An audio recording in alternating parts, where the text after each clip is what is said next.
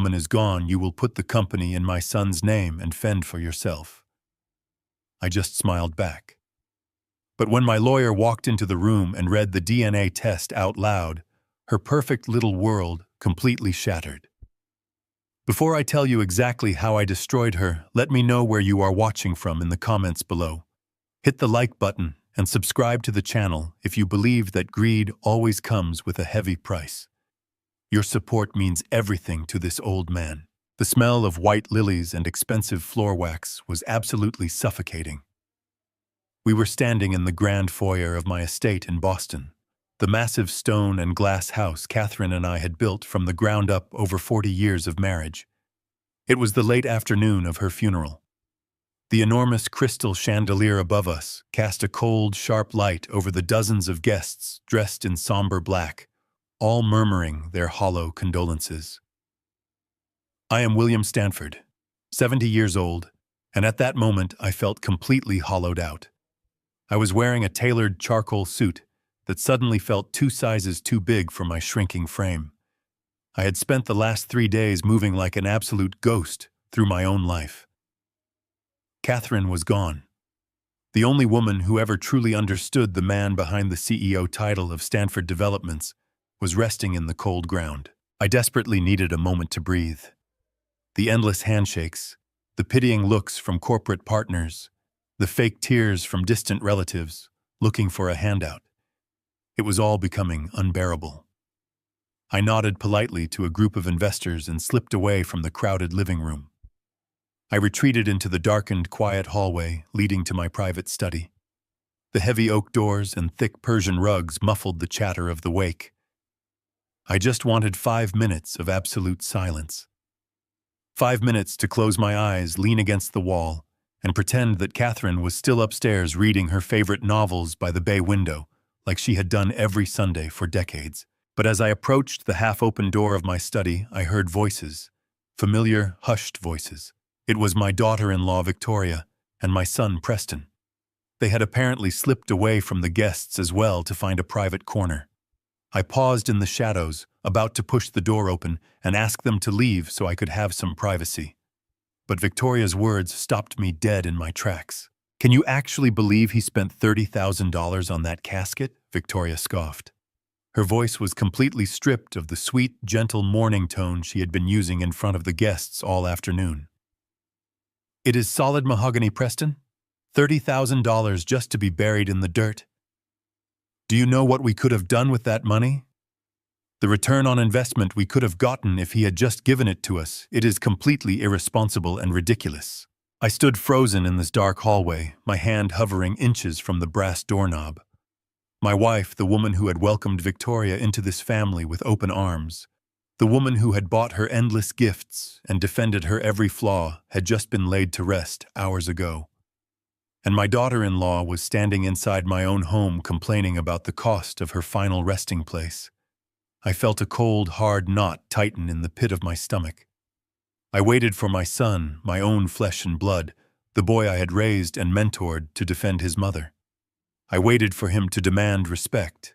Instead, I heard Preston sigh. It was a weak, pathetic sound. "I know, Victoria," he mumbled softly. But Dad was highly emotional. You know how he gets when he is stressed. He wasn't thinking straight.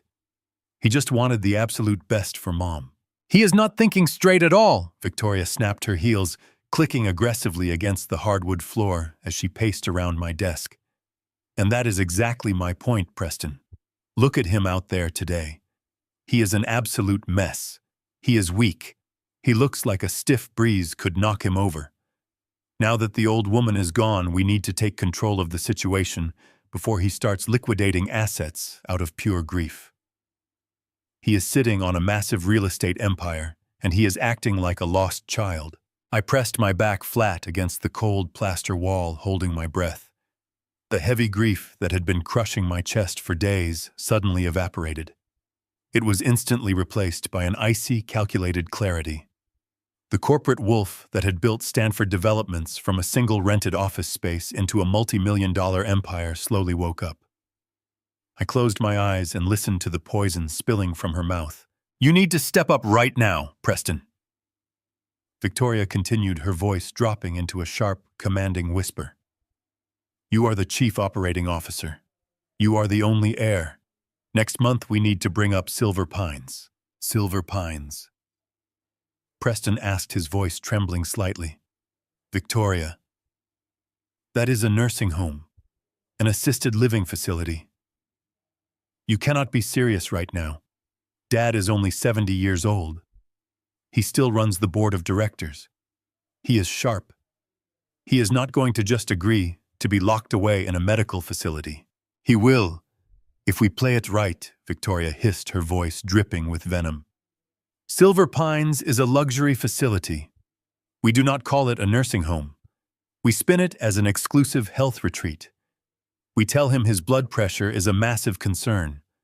We tell him the immense stress of running the company without Catherine by his side is going to kill him. We pay off his private doctors to get them on board. We wear his mind down every single day. Once he is safely locked in there, we get him to sign over the controlling shares of the company to you and little Leo. The old man is clueless, Preston. He trusts us blindly. If we push hard enough and play the concerned family card, he will hand over the keys to the kingdom just to have some peace and quiet. But his lawyer Preston stammered, sounding utterly terrified of his own wife. Bradley Lawson is an absolute shark. He has handled Dad's corporate and private accounts for 30 years. Bradley will never let him sign over the trust without a massive legal fight. He will ask too many questions. Let me worry about Bradley Lawson, Victoria said dismissively. I have Leo. This entire family revolves around my son. Your father worships the ground that boy walks on. He will do anything to secure his only grandson's future. The entire Stanford legacy is going to fall right into our laps by the end of the year. You just have to stop being so spineless and do exactly what I tell you to do. I kept my eyes closed in the dark. The sheer audacity of her words felt like a physical knife twisting in my ribs. This woman lived in a $2 million house in the suburbs that I had paid for in cash. Her designer clothes and luxury vacations were bought entirely with my money. Her whole existence was funded by my hard work.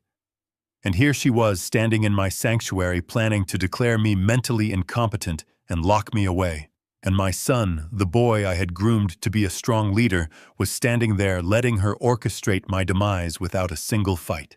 My hands curled into tight fists. My knuckles turned white. Every instinct in my body screamed for immediate confrontation. I wanted to storm into that room.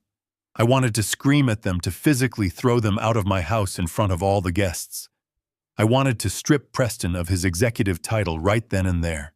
But 30 years in ruthless corporate warfare had taught me one absolute truth. You never strike when you are angry. You strike when you are fully prepared. If I burst in there right now, Victoria would instantly play the victim. She would turn on the tears. She would claim she was just heavily stressed, that she was speaking out of grief, that I was misunderstanding her intentions. She would cover her tracks and hide her assets. No. I was not going to give her that chance.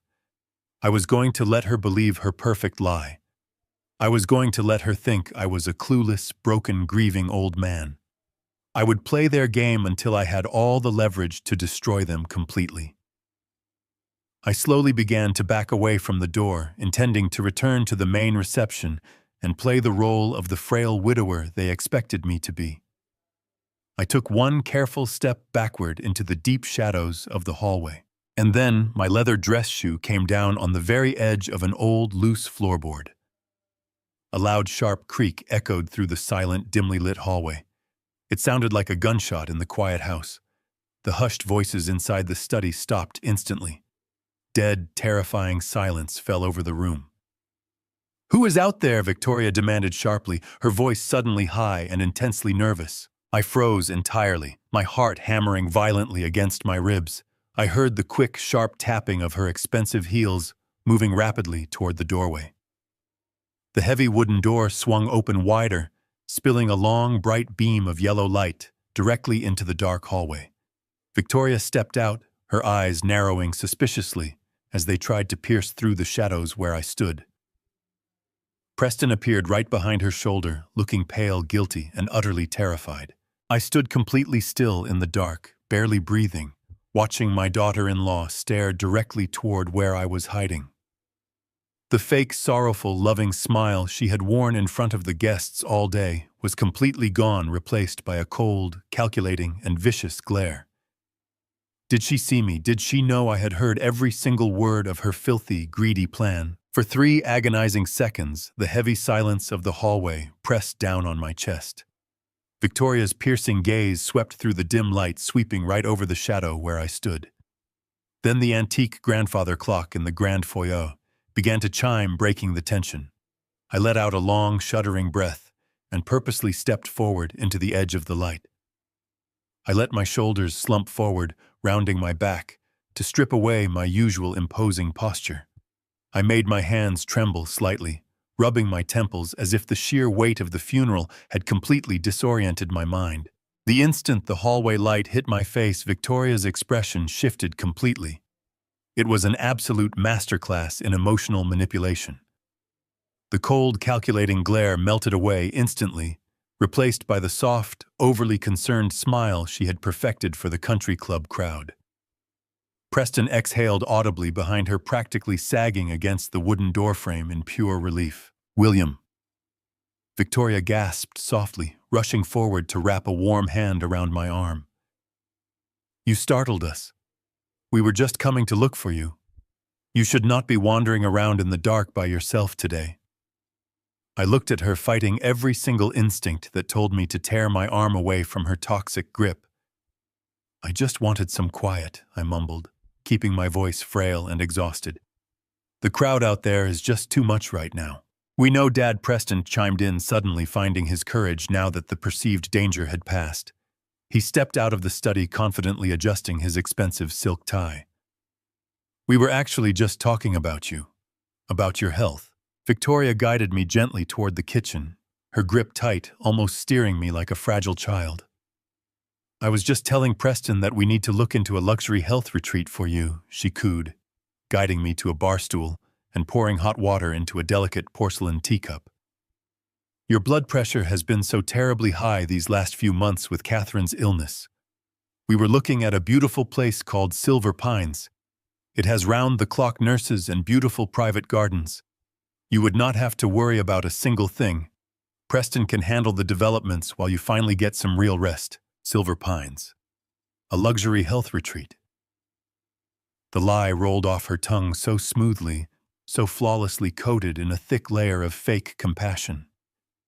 I took the teacup from her hands, feeling the heat seep into my cold fingers. I looked down at the dark amber liquid, thinking about my beautiful Catherine. My late wife had spent the last 5 years defending this woman. Whenever I pointed out Victoria's reckless spending or her sharp, condescending tone, Catherine would always place a gentle hand on my cheek and tell me to be patient. She would say that Preston had finally found someone who made him happy, that Victoria just needed time to adjust to our family's wealthy lifestyle. To honor Catherine, I had tolerated the exorbitant credit card bills, the endless luxury vacations, the blatant disrespect disguised as modern independence. But Catherine was gone now, and the protective shield covering Victoria had vanished with her. "A health retreat," I repeated slowly, letting my voice waver just enough to sound overwhelmed by the suggestion. "You think I need to go away? Just for a little while," Dad Preston said, placing a heavy hand on my shoulder. "You built this company from nothing. You gave us everything. But you are grieving. You are not in the right state of mind to deal with shareholder meetings and zoning permits right now. We just want to protect you." I looked up at my son, the chief operating officer of a $40 million real estate empire, a title I had practically handed to him on a silver platter. He could not even look me directly in the eye. He was staring intently at the marble countertop. I took a slow sip of the hot tea. I let my posture sink even further, embracing the role of the broken, clueless old man they so desperately needed me to be. "Maybe you are right, Preston," I whispered softly, staring blankly at the wall. "I am just so incredibly tired. I cannot seem to think straight today. Let me get through the week. Then we can talk about this retreat." Victoria's eyes sparkled. It was a brief, greedy flash of pure triumph that she could not entirely hide. "Take all the time you need, William," she purred, patting my hand gently. "We are family. We take care of our own." The rest of the evening passed in a blur of hollow interactions. The guests eventually filtered out, leaving the massive Boston estate feeling emptier than it ever had before. The catering staff packed up their silver trays and vanished into the night.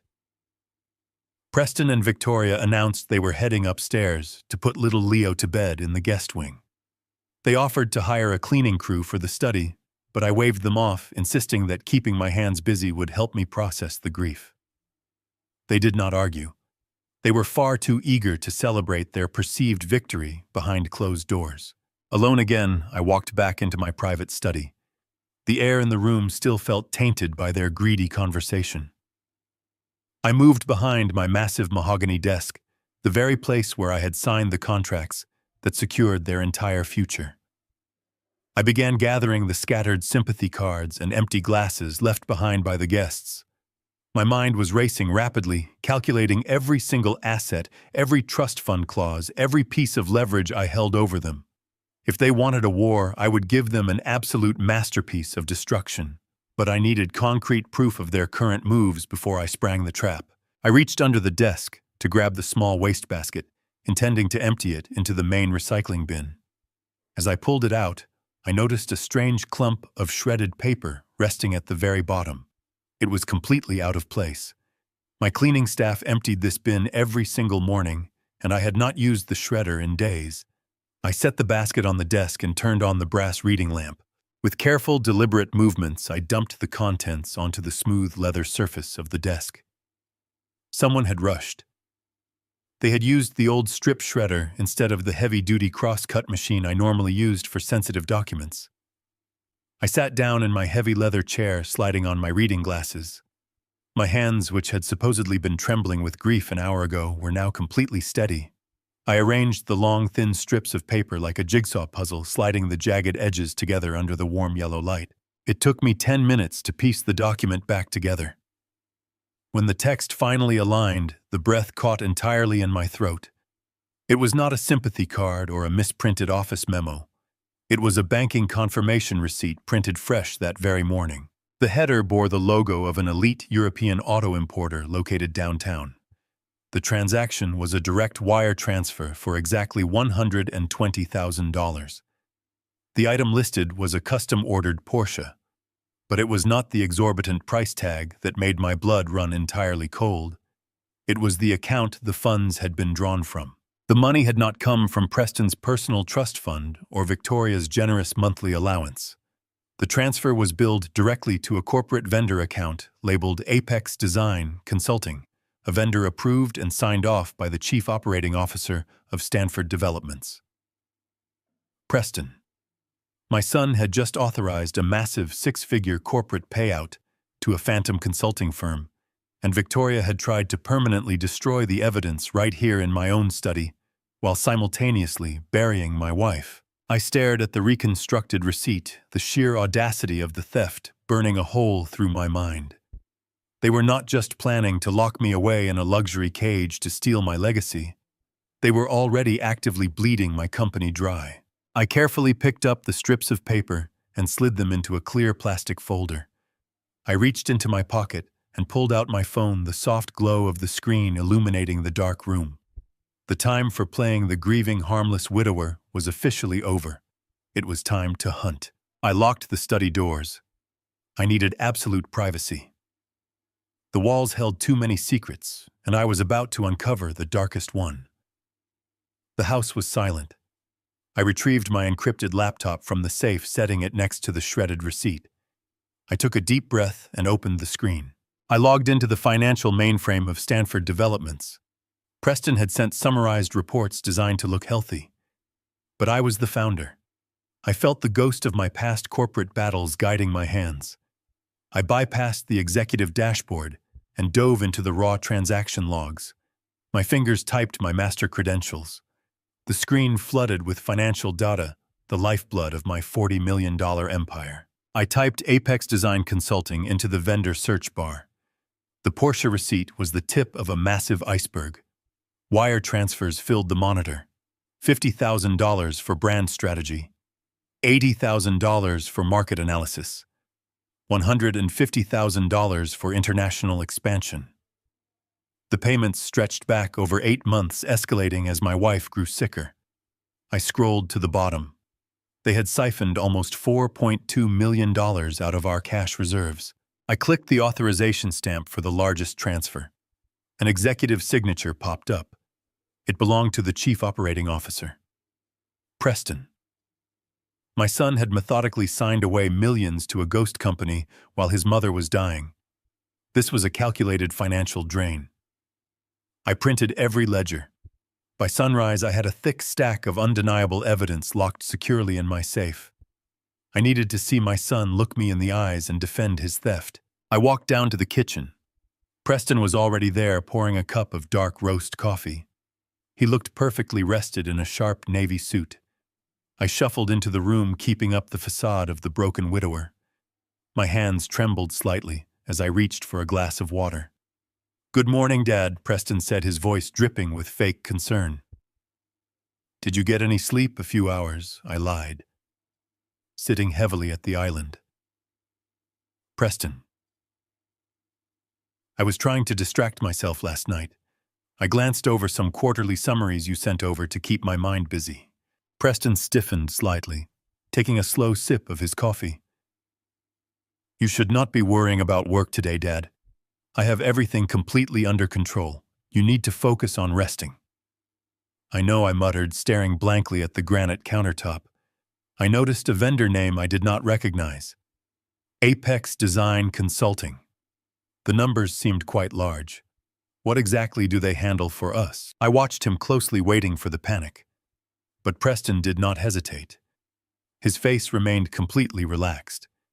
He smiled patiently, like a teacher explaining a simple concept to a confused student. "Oh, Apex Design," he said smoothly. "They are an elite marketing firm based out of Europe. We brought them on to handle our upcoming overseas commercial expansions. It is a heavy initial investment, but the projected returns are massive." I felt a dangerous surge of anger rising in my chest. He was lying straight to my face. I nodded slowly. "I do not remember signing off on an international marketing firm of that scale," I replied softly. Preston leaned against the counter, crossing his arms casually, and then he crossed a line that sealed his absolute destruction. "You did not sign off on it, Dad," Preston said, lowering his voice into a tone of quiet reverence. "Mom did." The air in the kitchen suddenly felt incredibly thin. "What did you say?" I whispered. "Mom approved the vendor contract just a few weeks before she passed away," Preston lied flawlessly. "You were so busy managing her doctors, she did not want to burden you with the operational details. She gave Apex Design her full blessing. She wanted to ensure the company continued to grow for Leo's future. It was her final executive decision." A wave of pure nausea washed over me.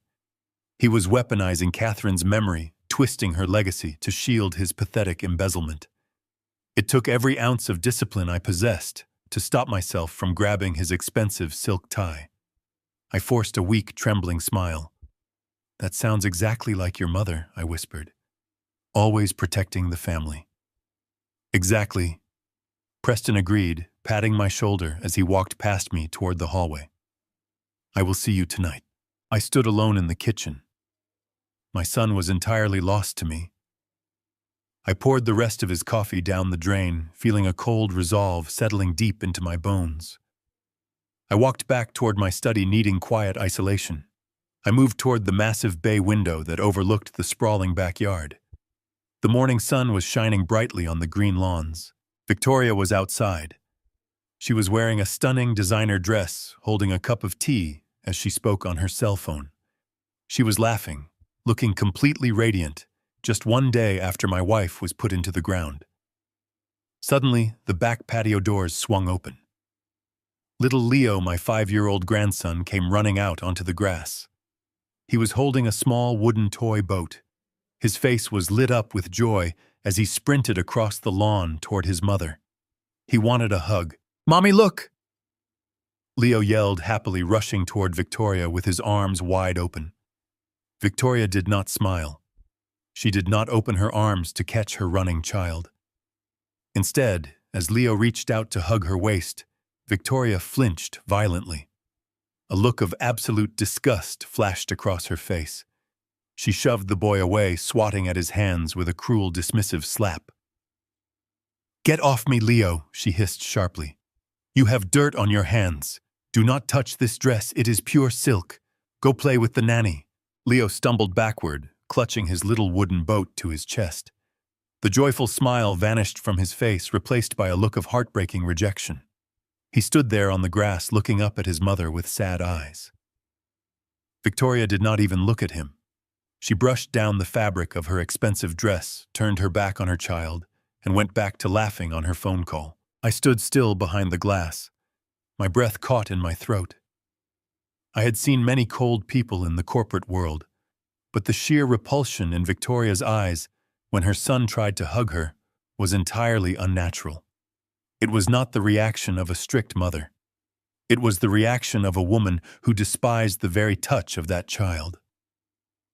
My corporate instincts began screaming in my mind. The massive financial theft, the plot to lock me in a nursing home, the desperate urgency to transfer the company shares to a 5-year-old boy, and a mother who looked at that exact same boy with pure, unfiltered disgust. The rot in my house was not just about stolen money. It was something much deeper, far more sinister.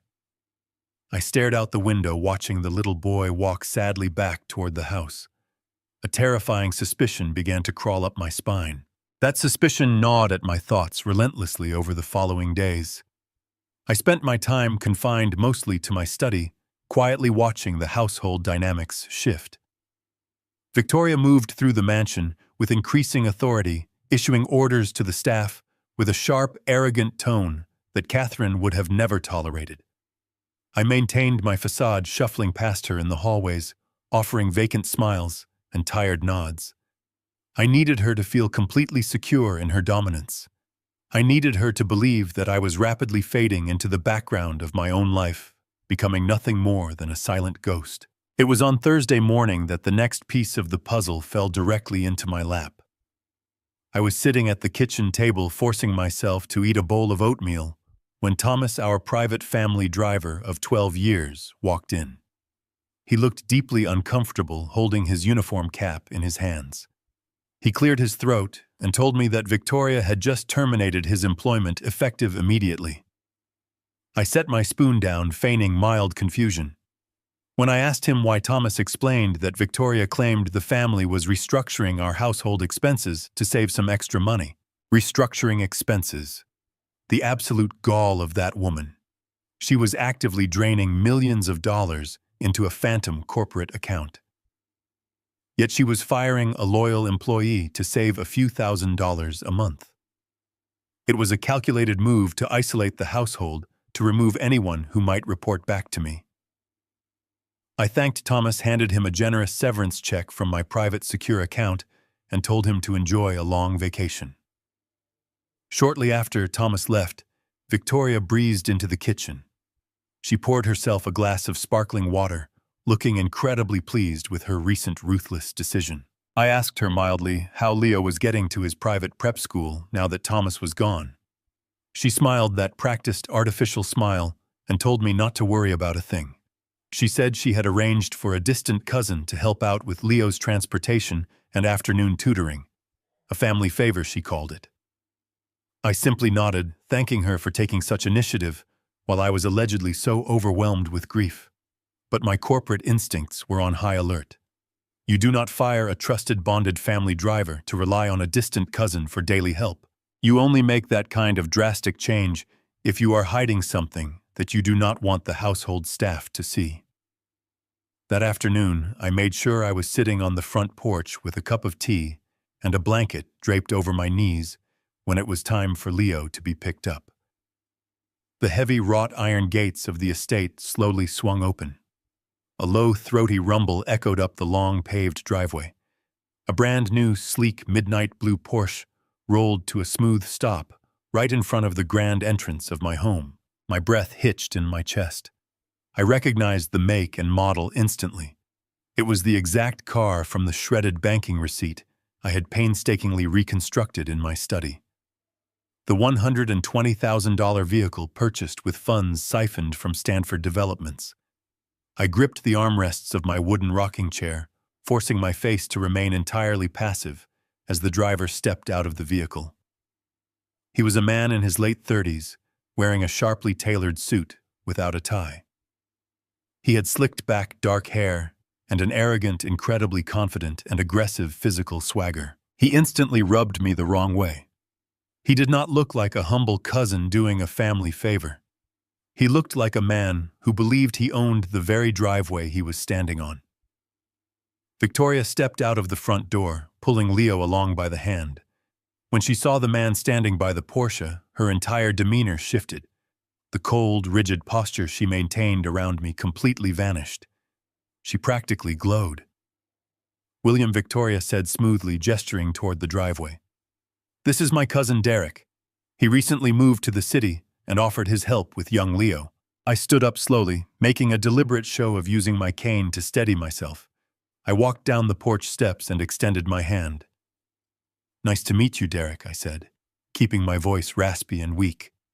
"It is very generous of you to help our family during this difficult time." Derek took my hand. His grip was firm, almost aggressively, so trying to assert dominance over a man he clearly believed was a decaying fossil. "Happy to help," Sir Derek replied, flashing a wide, confident smile. "Family has to stick together, especially during tough times, am I right?" I nodded, thanking him again. But as I stepped back, I observed the unspoken dynamic between the two of them. It was glaringly obvious to anyone who knew how to read human behavior. Victoria was standing just a fraction too close to him. The way Derek looked at her was not the fond, polite gaze of a distant relative. His eyes swept over her designer outfit with raw, unfiltered hunger. And when his gaze shifted from Victoria to the massive stone facade of my estate, the hunger in his eyes morphed into pure, unchecked, and incredibly greedy, possessive material ownership. He was looking at my house as if he was already planning where to put his furniture. Then Derek turned his attention to little Leo. "Hey there, buddy," Derek said, his voice dropping into a surprisingly warm, affectionate tone. "Are you ready to go look at some numbers?" Leo, who usually shrank away from strangers, instantly beamed. He dropped his mother's hand and ran straight toward Derek. Derek laughed loudly, a deep, resonant sound, and reached down easily, scooping the 5-year-old boy up into the air. Leo giggled uncontrollably, wrapping his small arms tightly around Derek's strong neck. It was a picture of perfect, unscripted domestic joy.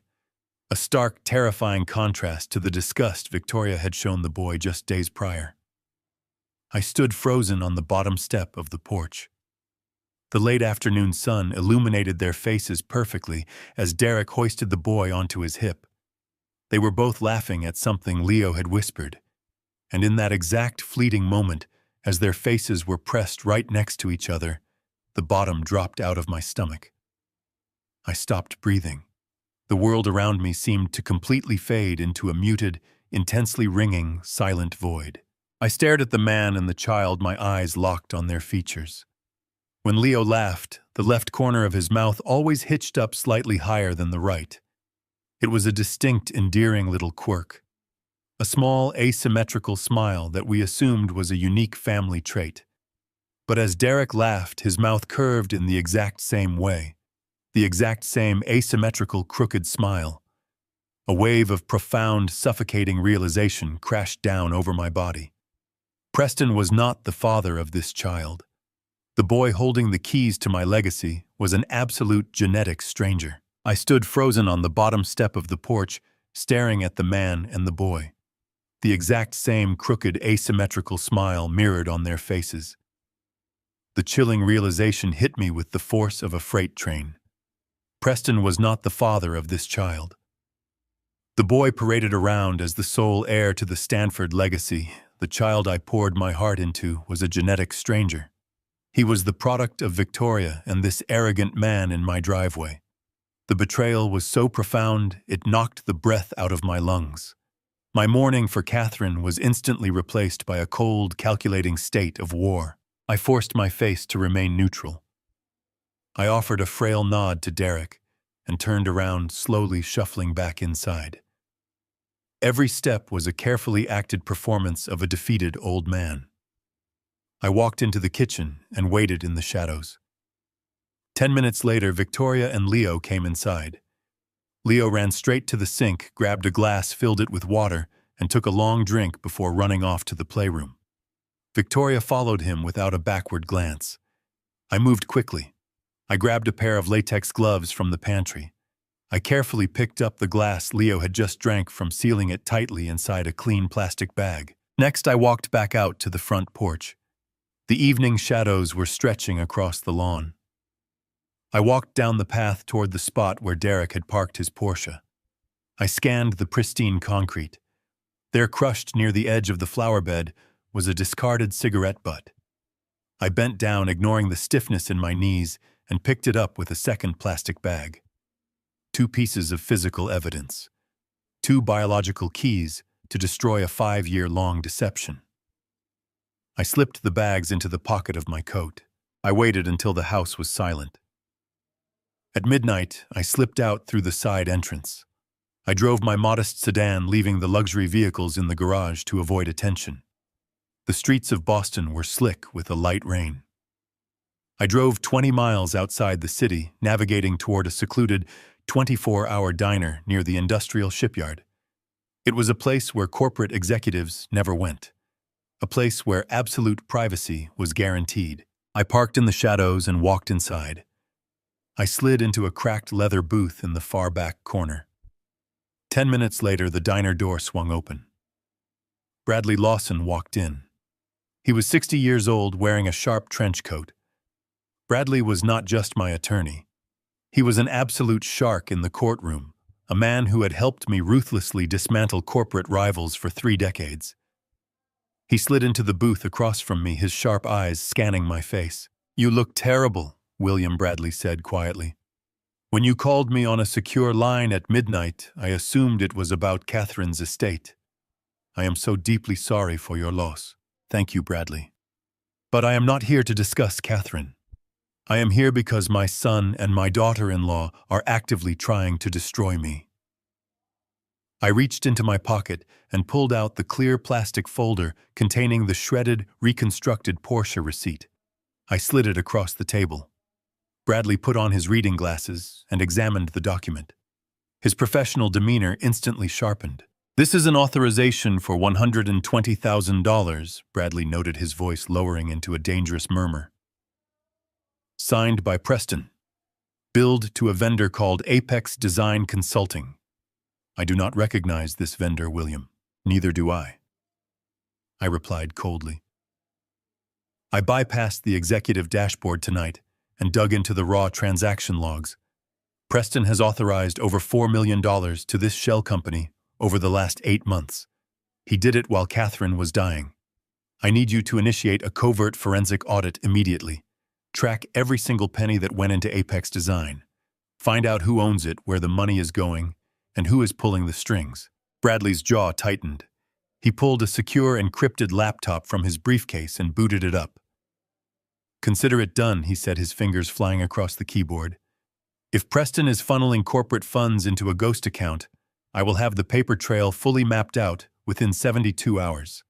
But William, if we expose this, Preston faces severe federal charges. Wire fraud, embezzlement. He is your son. Are you absolutely certain you want to cross this bridge? He made his choice the moment he decided to bleed my company dry and lock me in a nursing home. But the money is only half of the betrayal." I reached into my coat pocket one more time.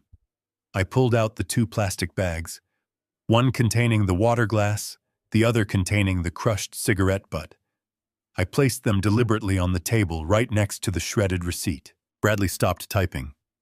He looked at the bags, then up at me, deep confusion etching lines across his forehead. "What is this?" he asked cautiously. "The glass belongs to my grandson Leo," I stated, keeping my voice dangerously steady. "The cigarette belongs to a man named Derek, who conveniently showed up today driving a brand new Porsche purchased by Apex Design. He and Victoria are very close, and he and Leo share the exact same physical mannerisms. Bradley stared at the evidence, the horrifying implication dawning on him. He slowly took off his glasses. "My God," he whispered. "You suspect the boy is not Preston's son." "I do not suspect anything, Bradley." "I know. But I need the undeniable science to prove it. I want a DNA test run on these samples. I want the results expedited, and I want it done securely through your private medical contacts. No one in my family can know. I need the weapon fully loaded before I pull the trigger." Bradley nodded slowly, carefully packing the plastic bags into his briefcase. "I will have the lab run a complete panel. We will have the results in 3 days. William, if you are right about this, Victoria has orchestrated an incredibly massive fraud. She is positioning a biological stranger to inherit the entire Stanford legacy." I leaned back against the cracked leather seat. That is exactly her plan. But she made one critical mistake. She thought my grief made me weak. She thought I was a clueless old man who would just roll over and die. I am going to let her believe she is winning. I am going to smile at her every single morning. And when she is completely comfortable, I am going to drop the sky on her head. Bradley did not smile. His eyes were glued to his laptop screen. The soft blue light illuminated his face, casting harsh shadows across his cheekbones. He had been running a preliminary trace on the Apex Design routing numbers while we spoke. I watched as all the color rapidly drained from his face. He stopped breathing for a solid 5 seconds. "What is it?" I demanded, leaning forward. Bradley slowly turned the laptop screen toward me. His hands were actually trembling. "William," he said, his voice dropping to a terrified whisper. "The $4 million was just the testing phase. They have successfully bypassed the secondary security protocols on the primary Stanford Trust accounts. They have scheduled a massive automated offshore wire transfer." "What are you talking about?" I asked, my heart hammering against my ribs. Bradley looked me dead in the eyes. "They are not just stealing the cash reserves, William. They have liquidated the commercial bonds. They are emptying your entire legacy by Friday." Bradley's words hung in the stale air of the diner like a death sentence. By Friday, they were going to liquidate everything I had built over 40 years and vanish. I looked at the glowing blue screen of Bradley's laptop, watching the automated pending transfers. The sheer scale of their greed was breathtaking. I told Bradley to prepare the legal injunctions, but to hold off on freezing the accounts until I gave the absolute final signal. I needed them to feel completely victorious. If we moved too soon, Victoria would claim it was a corporate misunderstanding, a tax strategy, or some other fabricated lie. I needed to catch them with their hands locked firmly inside the vault. I drove back to the estate as the sun began to rise over Boston. When I walked through the front doors, the house was just waking up. I knew exactly what I had to do. If Victoria and Preston wanted a declining dementia-ridden old man, I was going to give them an Oscar-worthy performance. Over the next 2 days, I orchestrated a masterpiece of perceived mental decay. At breakfast, I poured orange juice into my coffee mug and stared at it with profound confusion. I purposefully forgot the name of our longtime housekeeper, calling her by my late sister's name. I would walk into the kitchen, look around blankly, and ask Preston what day of the week it was. When I performed these calculated acts of frailty, I watched Victoria. She was absolutely intoxicated by my rapid decline. She stopped lowering her voice when she spoke to Preston about her plans. She stopped pretending to care. She began treating me like a ghost that was already vacating the premises. My perceived weakness was her absolute source of power. It was Wednesday afternoon, exactly 2 days before their planned financial massacre. I was walking up the grand staircase, gripping the railing with trembling hands, playing my part. As I approached the master wing, a sharp, abrasive sound echoed from down the hall. It was the heavy, unmistakable sound of a thick plastic trash bag being dragged across hardwood floors. I moved slowly toward the open doors of the master suite, the bedroom I had shared with Catherine for 4 decades. I stood in the doorway, and the sight before me nearly shattered my carefully crafted facade. Victoria was standing in the middle of Catherine's massive closet. She was holding a heavy black garbage bag. She was casually ripping my late wife's expensive silk blouses, vintage dresses, and cashmere coats off their wooden hangers and stuffing them into the trash. She was not folding them. She was not organizing them for donation. She was throwing them away like worthless rags. "What are you doing?" asked, letting my voice shake with genuine emotion. Victoria did not even flinch. She tossed a beautiful emerald green coat into the plastic bag and let out a long, exasperated sigh. "William, you startled me.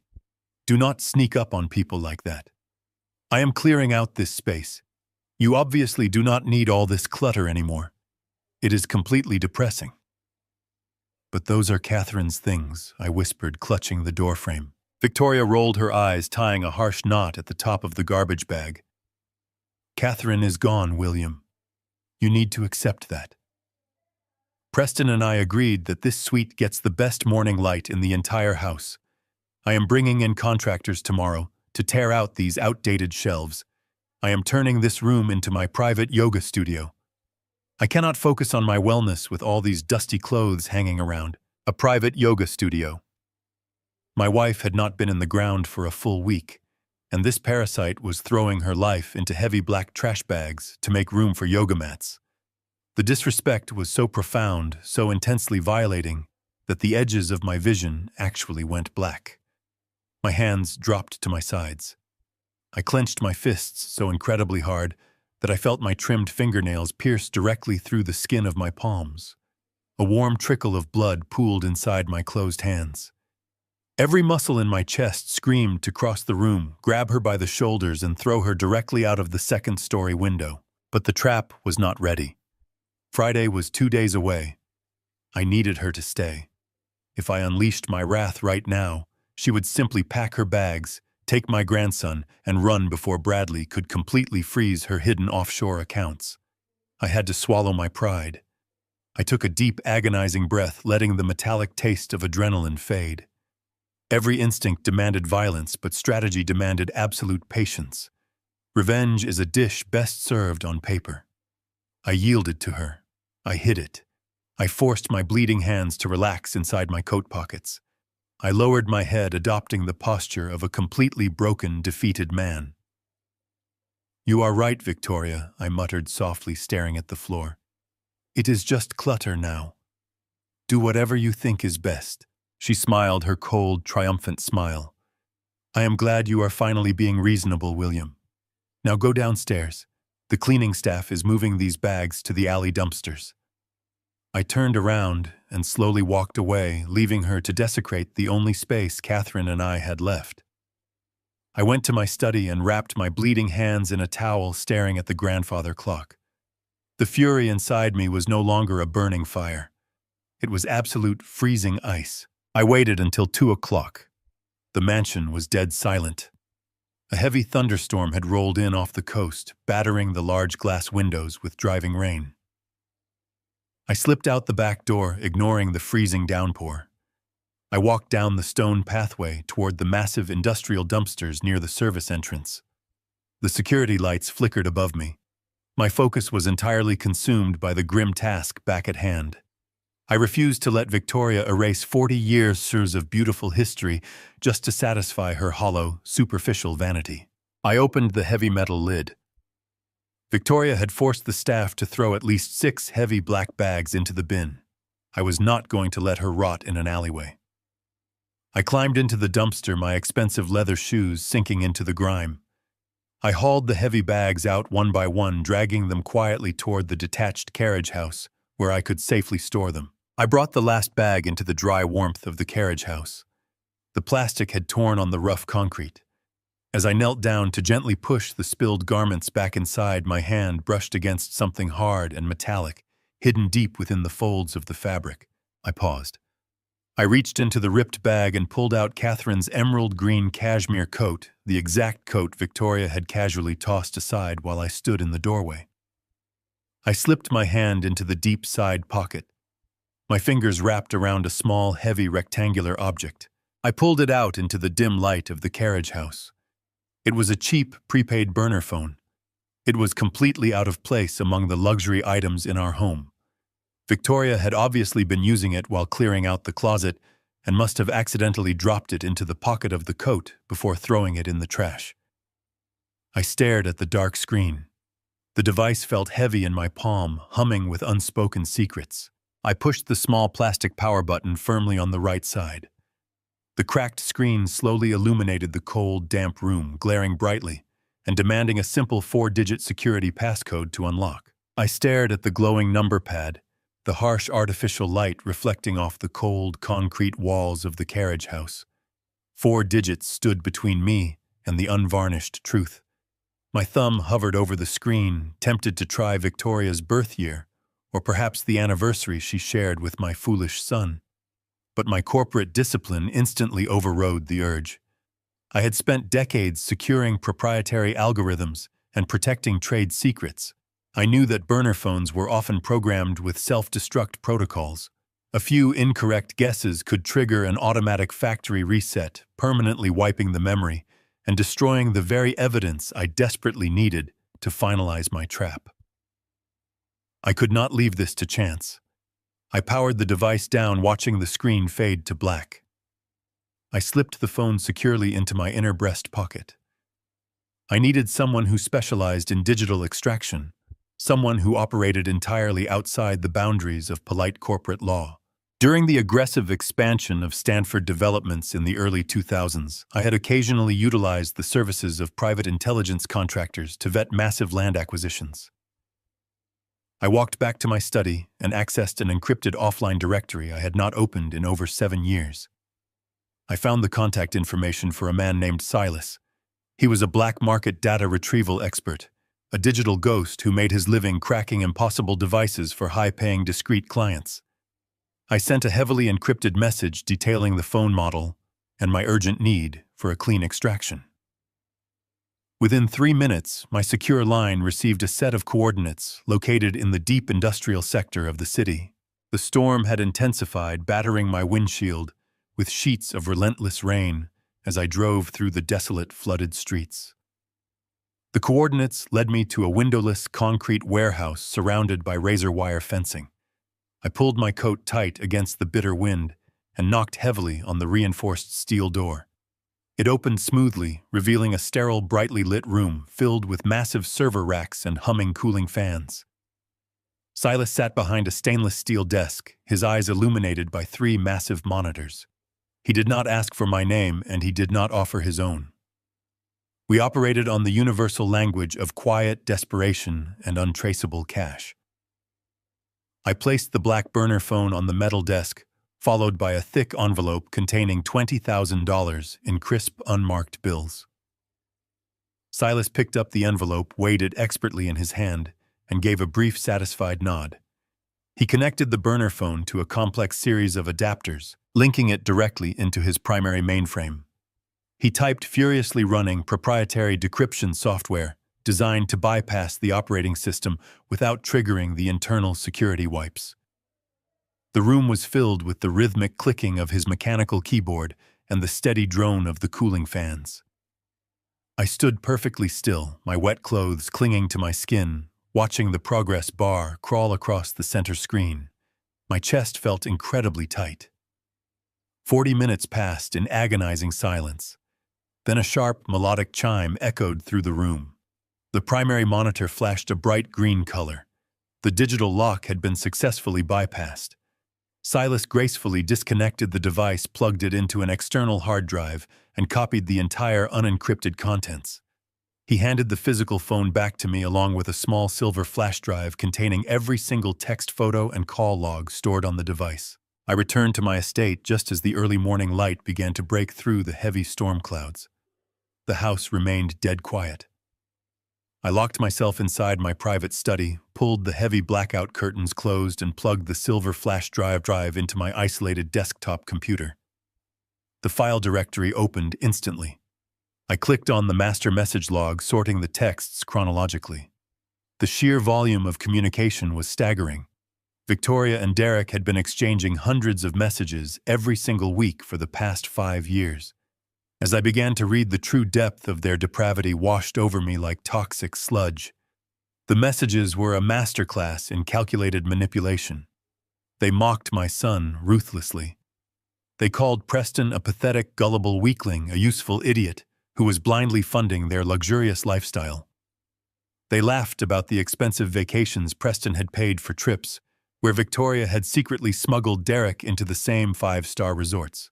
But the romantic and mocking texts were merely the background noise to their true objective.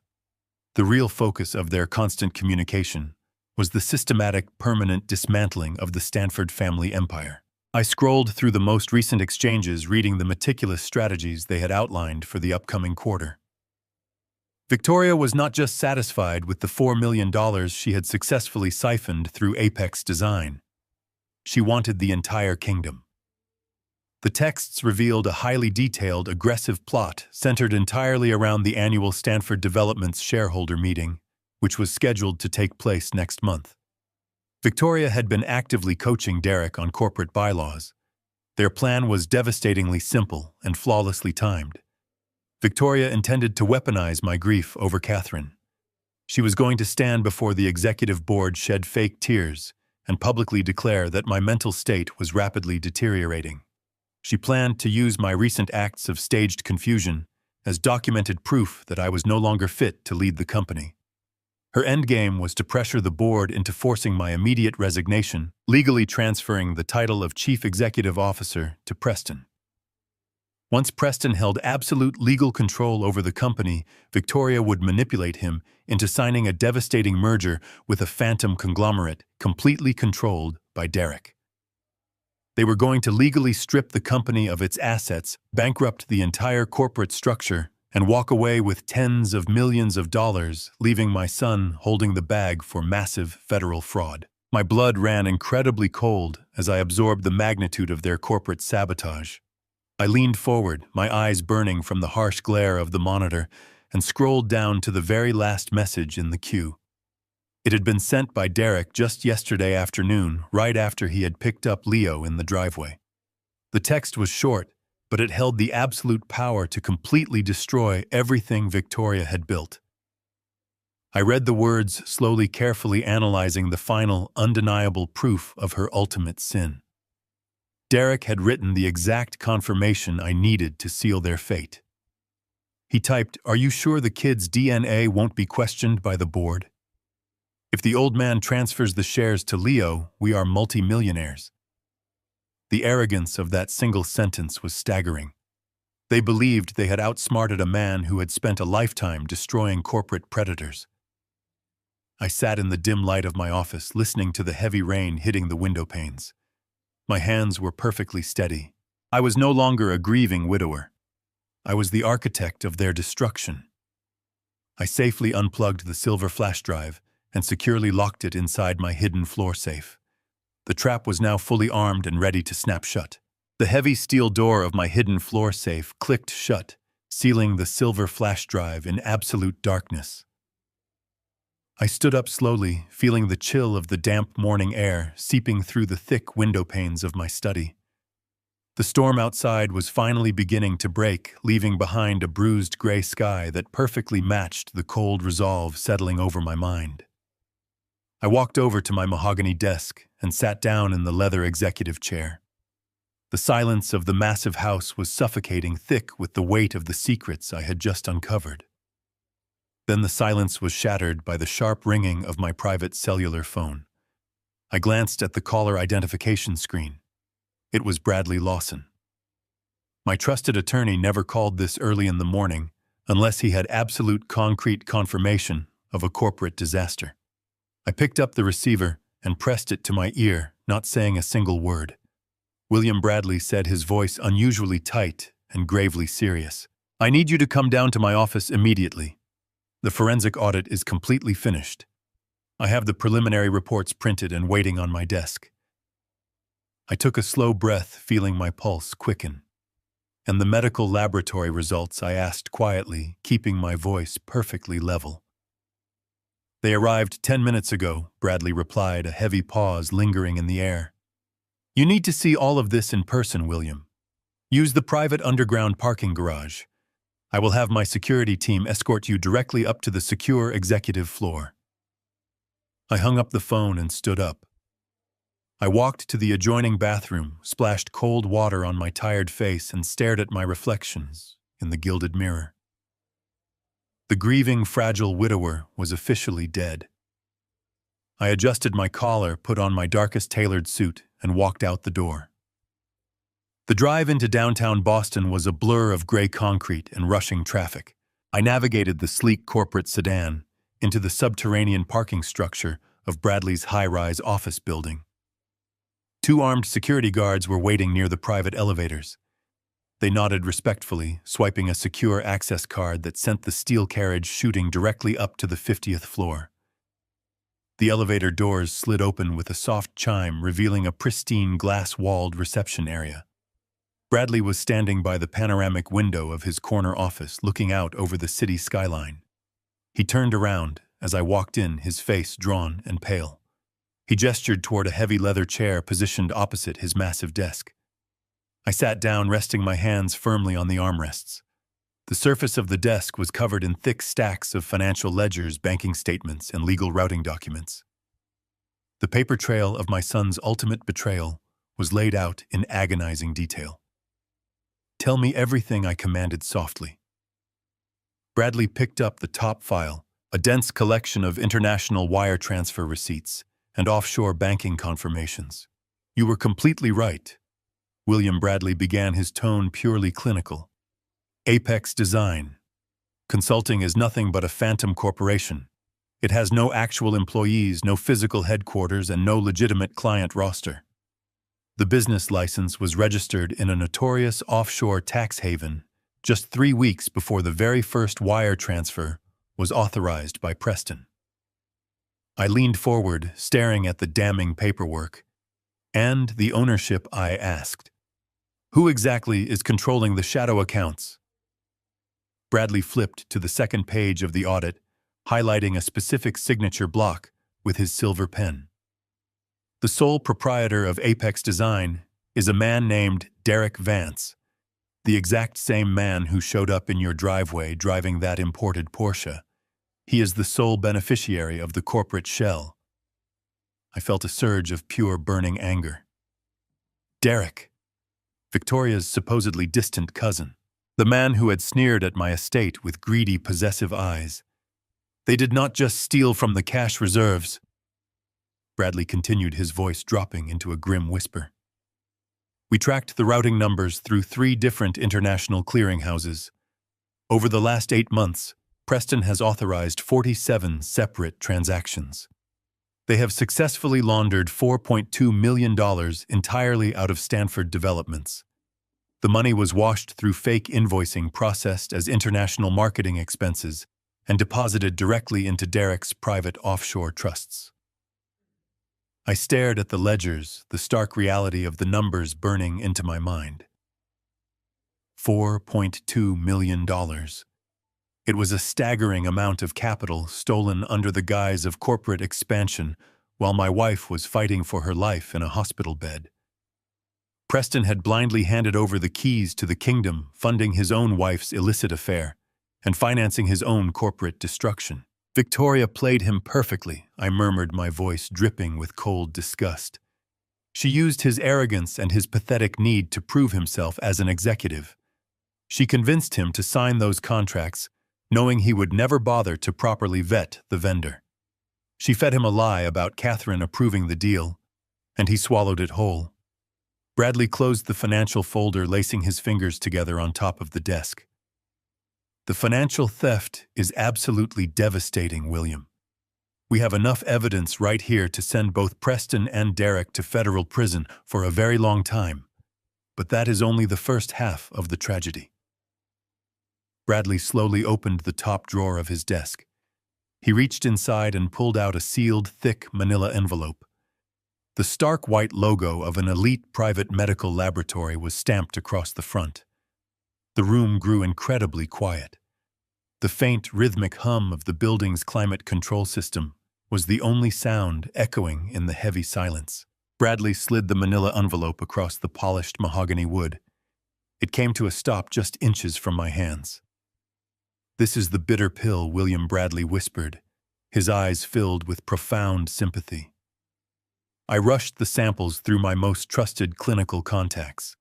They worked through the night to sequence the genetic markers from the water glass and the cigarette butt.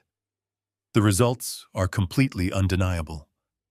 I stared at the brown paper, my heart pounding a slow, heavy rhythm against my ribs. I reached out my fingers, grasping the edge of the envelope. I tore the seal open, pulling out a single sheet of crisp white medical paper. My eyes instantly scanned past the complex scientific jargon, jumping straight to the bold, highlighted conclusion printed at the very bottom of the page. The probability of paternity is 99.9%. The child Leo is a direct biological match to the adult male Derek. The paper slipped from my trembling fingers, fluttering silently onto the desk. The air left my lungs. Preston was not the father. My beautiful, innocent grandson, the boy I loved and cherished, was a biological stranger. Victoria had orchestrated a 5-year-long multi-million-dollar con. She had planted Derek's child in my home, married my foolish son, and methodically drained my legacy to build her own empire. The ultimate betrayal was now fully exposed in the light. I left Bradley's office with the manila envelope resting heavily inside my breast pocket, pressing against my chest like a block of solid ice. The drive back to the estate felt like navigating through a thick, suffocating fog. The reality of Victoria's 5-year-long con played on a continuous loop in my mind. She had brought another man's child into my home, accepted my late wife's endless warmth and generosity, and weaponized my own son's foolishness to steal an empire I had spent 40 years building with my bare hands. Every brick of my house, every dollar in my accounts, had been targeted by a pair of ruthless parasites, but they had severely miscalculated. They thought they were hunting a wounded animal. They did not realize they had just summoned the wolf. When I walked through the grand mahogany front doors of the estate, the house was perfectly quiet. I found Preston and Victoria in the main living room. Victoria was lounging on the pristine white sofa, idly scrolling through a designer catalog on her tablet. Preston was pouring a glass of expensive scotch at the wet bar, celebrating a victory he had not yet fully achieved. I paused in the archway, taking a deep, shuddering breath. I allowed my shoulders to slump forward, rounding my spine to appear fragile and entirely defeated. I let my hands shake visibly as I gripped the wooden frame of the doorway. "Preston, Victoria," I rasped, making my voice sound weak and painfully exhausted. "I need to speak with both of you." Preston looked up, masking his annoyance with a quick, practiced look of concern. He set his glass down and walked over, guiding me to a plush leather armchair. "What is it, Dad?" he asked softly. "You do not look well at all. You are extremely pale." "I am not well, Preston," I whispered, staring down at my trembling hands. "I have spent the last few days trying to deny it, trying to convince myself that I could push through this grief. But Catherine is gone, and without her I simply do not have the strength anymore. My mind feels clouded. My chest aches constantly. I cannot lead Stanford Developments in this condition. The company deserves a strong, focused leader." Victoria slowly set her tablet down on the glass coffee table. Her eyes widened, sparkling with a sudden, poorly concealed intensity. She leaned forward, hanging on my every word like a predator smelling fresh blood. "What are you saying, William?" she asked, her voice tight with anticipation. I looked at my son, forcing a tear to well up in the corner of my eye. "I am saying that it is time for me to step down," I replied quietly. "You have proven yourself, Preston. You understand the modern market. I have spoken with legal representation. At the executive board meeting this coming Friday, I am going to officially resign as Chief Executive Officer. I will sign my majority voting shares directly over to you. Furthermore, I am restructuring the Stanford Family Trust. Everything will bypass probate, and be placed immediately into a secure, untouchable fund for my rightful grandson, little Leo. He is the future of this family. I want his legacy completely guaranteed. The silence in the living room was absolute. Preston stared at me, his mouth slightly open, utterly stunned that the kingdom was being handed over so easily. But Victoria did not hesitate. The mask of the caring, sympathetic daughter-in-law completely dissolved, replaced by a radiant, almost manic euphoria. She practically leapt off the sofa, rushing over to kneel beside my chair. She grabbed my trembling hands in hers, squeezing them with a painful, triumphant grip. "William, that is the most beautiful, selfless decision you could possibly make." Victoria gushed, her eyes burning with pure greed. "We are so incredibly proud of you for recognizing your limitations. You are doing the right thing for the company and for our precious Leo. We will honor your legacy perfectly. You have absolutely nothing to worry about anymore." Preston finally found his voice, puffing out his chest with unearned arrogance. He adjusted his suit jacket, suddenly standing taller. "You are making the right choice, Dad. I will take the reins and guide Stanford developments into a massive global future. You can finally rest." "Speaking of rest," Victoria chimed in quickly, standing up and smoothing down her pristine skirt. "Now that the corporate transition is settled, we need to finalize your personal transition." I looked up at her, feigning mild confusion. "My personal transition?" I asked weakly. "Yes, William," she replied smoothly, crossing her arms. "Silver Pines Luxury Health Retreat. We already discussed this. You just admitted your mind is failing and your health is deteriorating. You cannot stay in this massive empty house. It is simply not safe for you. I have already contacted the admissions director. They have a beautiful private suite available starting this weekend." I blinked slowly, letting my mouth hang open slightly. "You want me to leave the estate by this weekend," I murmured. "It is for your own good, Dad," Preston added, stepping forward to stand shoulder to shoulder with his wife. "The medical staff at Silver Pines can monitor your cognitive decline. We will visit you, of course. But you need professional supervision." I stared at the two of them. They were not even trying to hide their eagerness to throw me away. The ink on the corporate transfer documents was not even dry, and they were already evicting me from the home I built for my family. I lowered my head, staring at the intricate patterns of the Persian rug. "Okay," I whispered in a defeated tone. "If you both think it is for the best." "We do," Victoria said sharply. Her tone had completely changed. There was no more soothing, fake sympathy.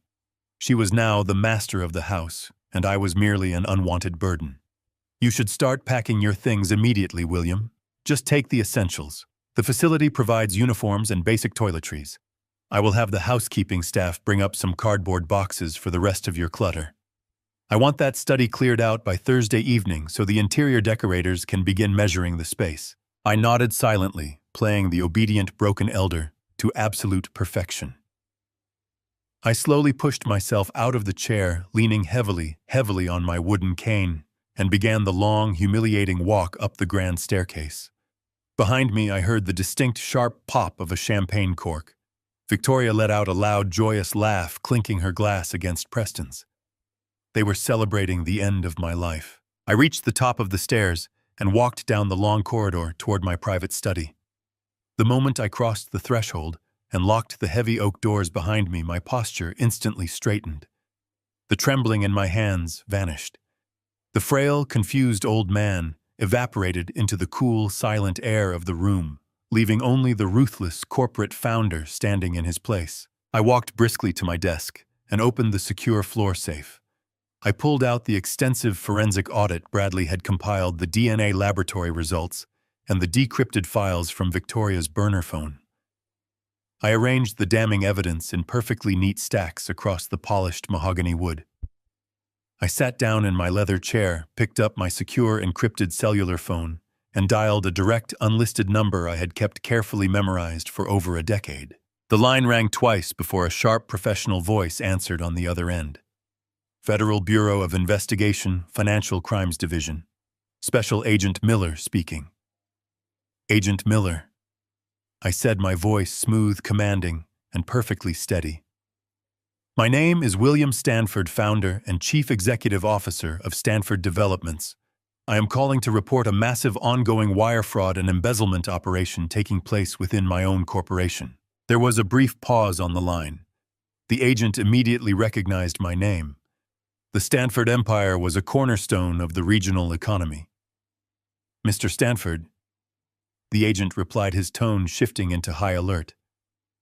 Do you have physical evidence to support these allegations? I have a complete forensic audit detailing over $4 million laundered through international shell companies, I stated calmly.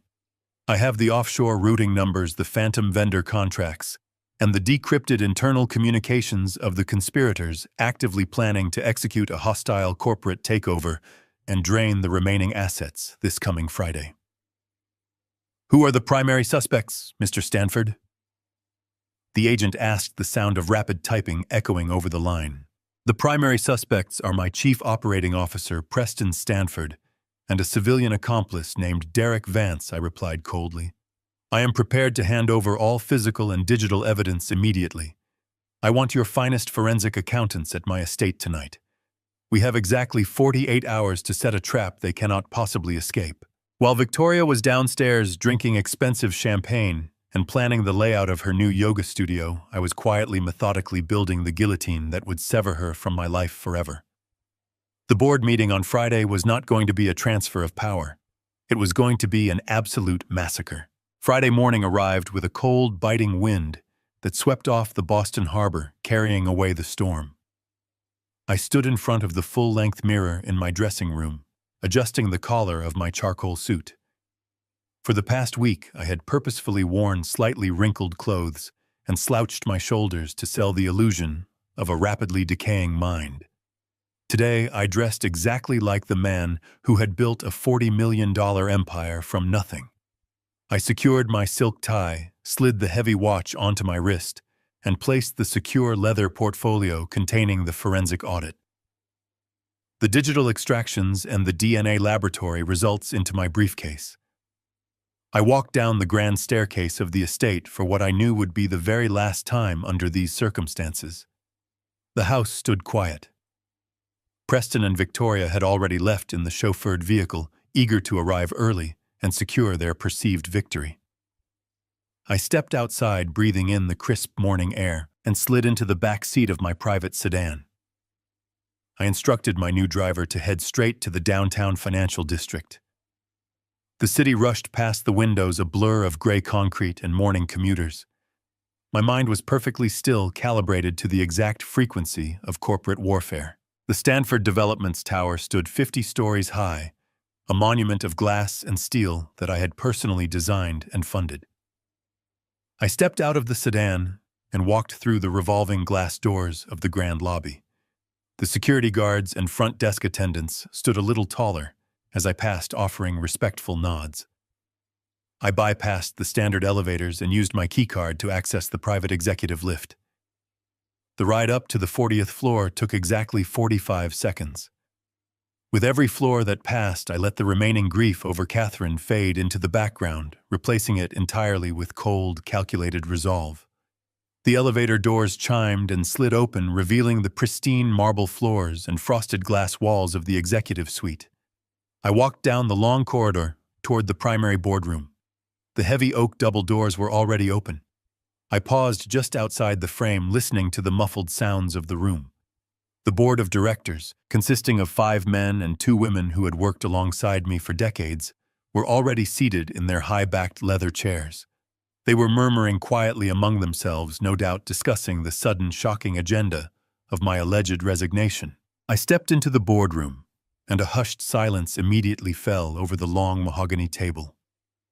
I took my customary seat at the very head of the table, placing my leather briefcase carefully by my feet.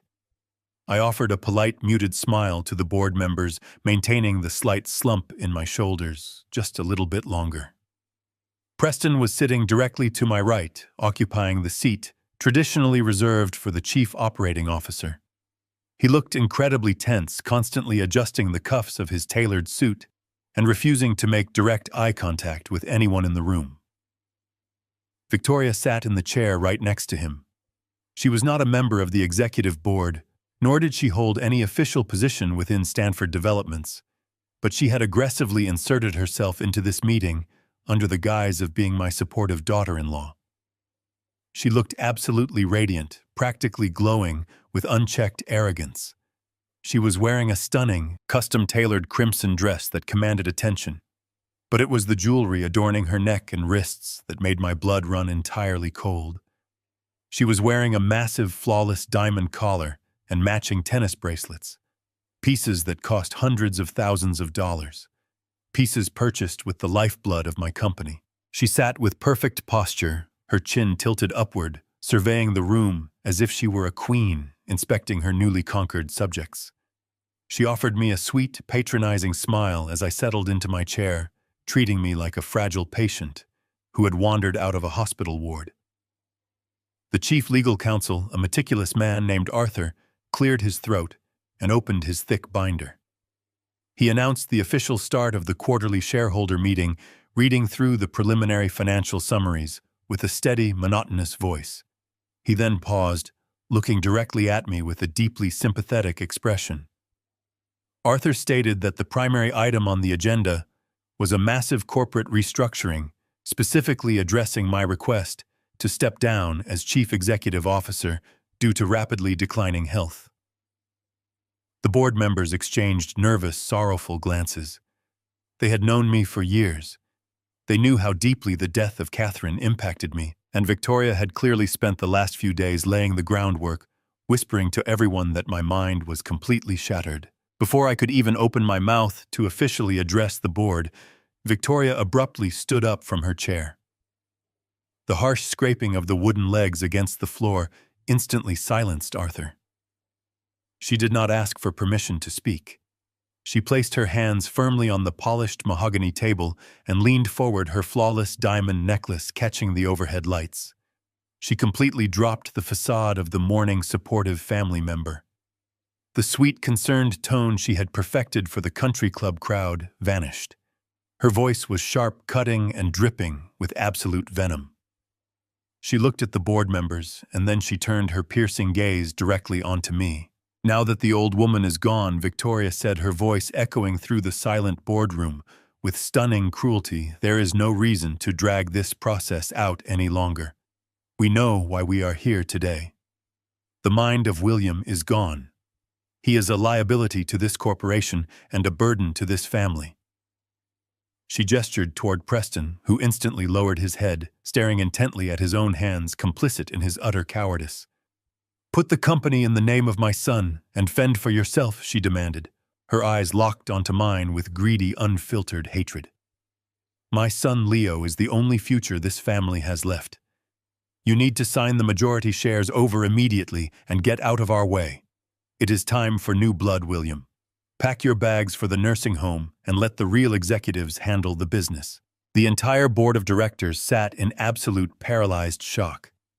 They stared horrified by the sheer audacity and cruelty of her words. Preston sank lower into his chair, sweating profusely, completely unable to defend me or stop the ruthless tirade of his wife. The air in the room felt thick, heavy with the undeniable tension of a hostile corporate execution. Victoria stood tall, breathing heavily, waiting for me to break down, surrender my empire, and quietly walk away into the shadows. I slowly placed my hands flat on the mahogany table. I let the frail, shaking posture vanish completely. I straightened my spine, pulled my shoulders back, and looked directly into her greedy, triumphant eyes. I smiled back, a slow, calculated expression that instantly chilled the entire room. "I would love to, Victoria. But there is a slight legal technicality." The heavy oak doors at the back of the boardroom swung open, with a resounding, violent thud, shattering the suffocating silence Victoria had just created. Every single head at the long mahogany table snapped toward the entrance. Bradley Lawson stepped into the room. He was not wearing his usual polite, diplomatic courtroom demeanor. He wore the grim, unyielding expression of an executioner stepping up to the chopping block. Flanking him on either side were two men in dark, immaculate suits. They moved with a stiff, highly disciplined military precision that instantly commanded absolute authority. The silver badges clipped to their leather belts caught the morning light filtering through the panoramic windows. The Federal Bureau of Investigation had arrived. Preston half rose from his leather chair, his face contorting into a mask of utter bewilderment. He looked at the federal agents, then at Bradley, and finally at me. "Dad, what is going on here?" he stammered, his voice cracking under the sudden immense pressure. "Who are these people? Why did you bring them into a closed shareholder meeting?" I did not answer him. I kept my eyes locked entirely on Victoria. Her radiant, triumphant glow had flickered, replaced by a sudden sharp flash of predatory caution. She slowly lowered herself back into her chair, her hands gripping the armrests so tightly, her knuckles turned pale white. The flawless diamond necklace around her throat seemed to suddenly weigh her down. Bradley walked methodically down the length of the room. He stopped directly across from Preston and Victoria. He unlatched his heavy leather briefcase and pulled out a massive 400-page bound document. He lifted it high and dropped it flat onto the center of the mahogany table. The impact sounded like a gunshot. The thick stack of paper was a meticulously detailed forensic audit, representing every single stolen dollar, every forged signature, and every shattered piece of trust. "This meeting is no longer about executive succession," Bradley announced, his voice booming with absolute clarity. "This is an active federal crime scene. My client, William Stanford, has officially filed charges of gross corporate embezzlement, wire fraud, and conspiracy against the chief operating officer of this company." The board members gasped collectively. A senior director at the far end of the table pressed a hand over his mouth in genuine shock. Arthur, our chief legal counsel, hastily pushed his chair back, distancing himself from Preston as if the boy had suddenly caught a highly contagious disease. Preston swallowed hard. He looked like a man standing on the tracks watching a freight train barreling toward him. "Bradley, you have completely lost your mind," Preston argued weakly, looking desperately around the room for any shred of support. "There is absolutely no fraud. Everything I have done has been for the expansion of Stanford developments." Bradley did not even blink. He opened the massive binder to the very first tab. "Let us discuss your version of corporate expansion, Preston. Over the last 8 months, while your mother was dying, you authorized 47 separate wire transfers to an international vendor known as Apex Design Consulting. You explicitly claimed this was an elite European marketing firm.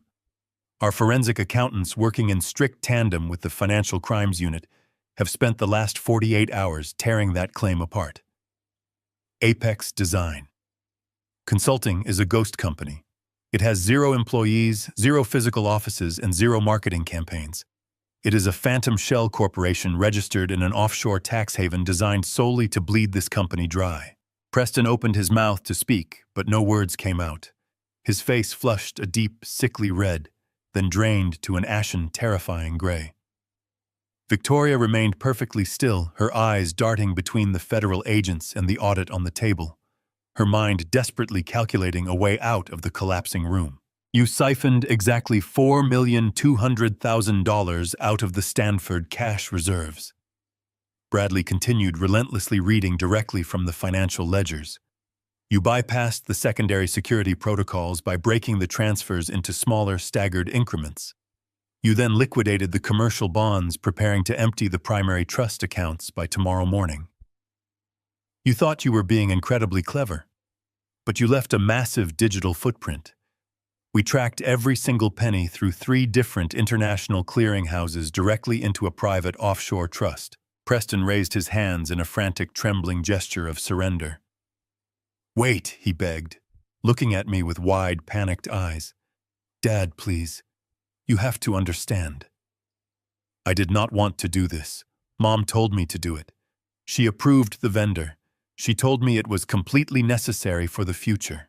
"Do not ever speak her name again," I snarled, my voice vibrating with a raw, primal fury that made several board members physically flinch in their seats. "Do not dare use my dead wife to shield your pathetic crimes. Catherine built this company with me. She would have never authorized a phantom vendor. and she certainly would have never funneled millions of dollars directly into the pockets of a man named Derek Vance. The moment I spoke Derek's name, Victoria violently flinched. The illusion of her perfect control completely shattered. The arrogant queen was gone, replaced by a cornered, desperate animal. But her deeply ingrained greed was far stronger than her fear. She could not fathom losing the luxurious empire she felt she inherently deserved. She pushed her chair back and stood up, her chest heaving as she pointed a manicured finger directly at Bradley. "You cannot do this!"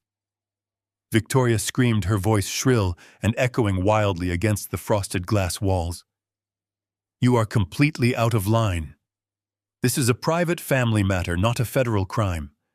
My husband is the chief operating officer. He has the absolute legal authority to direct company funds wherever he sees fit for the growth of this corporation." Bradley looked at her with pure, unfiltered disgust. "Embezzlement is not a growth strategy, Victoria." "I do not care what you call it," Victoria shouted, slamming her hands against the mahogany table. She turned her furious glare toward me, dropping all pretenses of respect.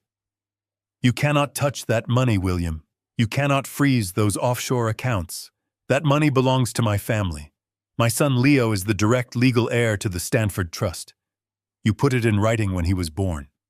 You established an irrevocable generational wealth transfer. The court will protect his assets. No judge in this state will allow you to legally bankrupt your own flesh and blood. You are trapped, you senile old fool. Leo is a Stanford, and that money is his absolute birthright." The entire boardroom held its collective breath, stunned by the sheer venom radiating from her perfectly painted lips. Victoria stood tall, her chest rising and falling rapidly, genuinely believing that the biological shield of her 5-year-old son made her absolutely untouchable. Bradley looked at her, his expression utterly devoid of any mercy. He slowly shook his head. He reached inside his tailored suit jacket and withdrew a crisp, sealed manila envelope. He broke the seal and pulled out a single sheet of heavy white paper bearing a bright blue certified medical seal. Bradley held the document up to the light, ensuring every single member of the board could clearly see the official embossed seal of the medical laboratory. The silence in the room was so absolute that the faint rustling of the heavy paper sounded like a roaring fire. Victoria abruptly stopped breathing. The triumphant sneer she had worn just moments ago melted into a mask of pure, unadulterated terror. She instantly recognized the distinct logo printed on the official letterhead. It was the premier genetic testing facility in Boston. Bradley adjusted his reading glasses and looked directly at my trembling son. "Preston," Bradley began, his voice completely devoid of any warmth or legal maneuvering. "When your father established the primary Stanford Family Trust 30 years ago, he insisted on a very specific ironclad clause. It is a standard protective measure for corporate empires of this magnitude. The internal bylaws explicitly dictate that any generational transfer of wealth, corporate shares, or executive voting power can only be bequeathed to a direct biological bloodline heir." Preston blinked rapidly, his brow furrowing in deep confusion. "I do not understand what you are talking about, Bradley. Leo is my son. He is the direct heir." "Victoria just said so," Preston added weakly, shaking slightly. "Victoria has said a great many things," Bradley replied coldly. "But the science says something entirely different. Acting on William's direct orders, I secured biological samples from your son Leo and from the man Victoria brought to your home yesterday. The man she claimed was a distant cousin named Derek." Victoria lunged forward, her hands slamming violently onto the mahogany table. "You have absolutely no right to do this. That is a gross violation of privacy. You cannot legally test my child without my explicit consent. This is a criminal action." "I can, and I did," I interjected, my voice cutting through her panic like a sharpened razor. "As the legal owner of the estate where the discarded biological material was collected, the samples were obtained completely legally. Read the final results, Bradley." Bradley looked back down at the medical document. He cleared his throat, projecting his voice so it echoed against the frosted glass walls of the boardroom. "According to the comprehensive genetic panel processed and completely verified by 2 independent laboratory directors, The probability of paternity between Derek Vance and the child Leo is 99.9%. Bradley paused, letting the devastating medical conclusion hang heavily in the cold air. Preston, you are not the father of this boy. Leo is the biological son of Derek Vance. The words dropped into the center of the boardroom like a live grenade. The senior directors gasped loudly. One of the female board members pressed her hand over her heart, staring at Victoria in sheer disbelief. The revelation hung in the air, heavy and suffocating, completely destroying the grand illusion Victoria had so carefully maintained. She had not just stolen corporate money. She had stolen 5 entire years of time. Oh, she had fed my son a vicious lie every single time he looked into the beautiful eyes of a child he firmly believed was his own. Preston sat perfectly still. He looked as though all the warm blood had been violently drained from his body. His hands, which had been resting casually on the polished table, began to shake uncontrollably. He slowly turned his head to look directly at his wife, the woman he had fiercely defended against his own mother, the woman he had actively stolen millions of dollars to impress, the woman who had ruined his own life. "Victoria!" Preston whispered, his voice cracking into a pathetic, hollow squeak.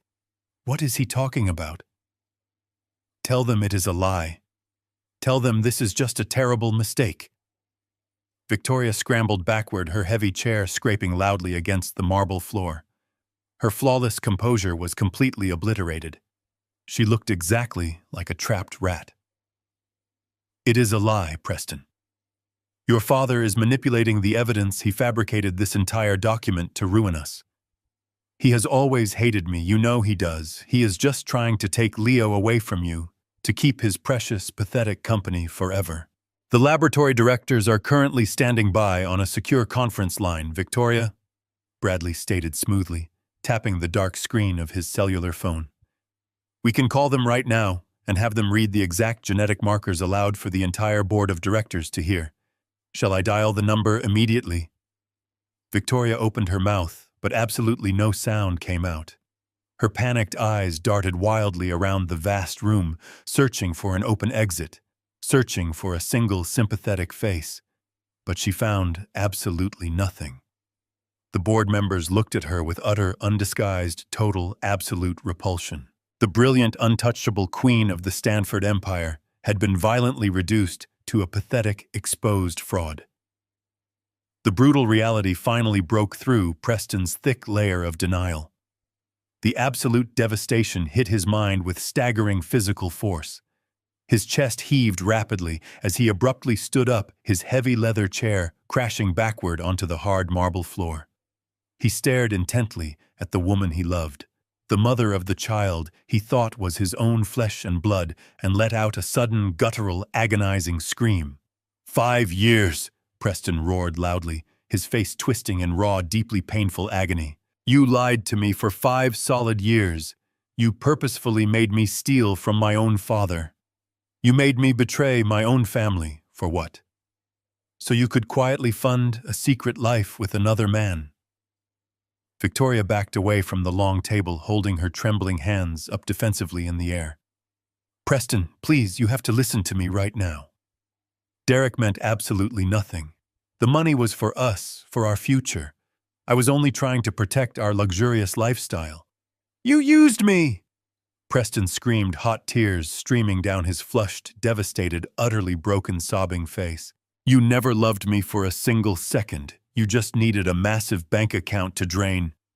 He aggressively lunged toward her, completely losing his mind, but he never managed to reach her.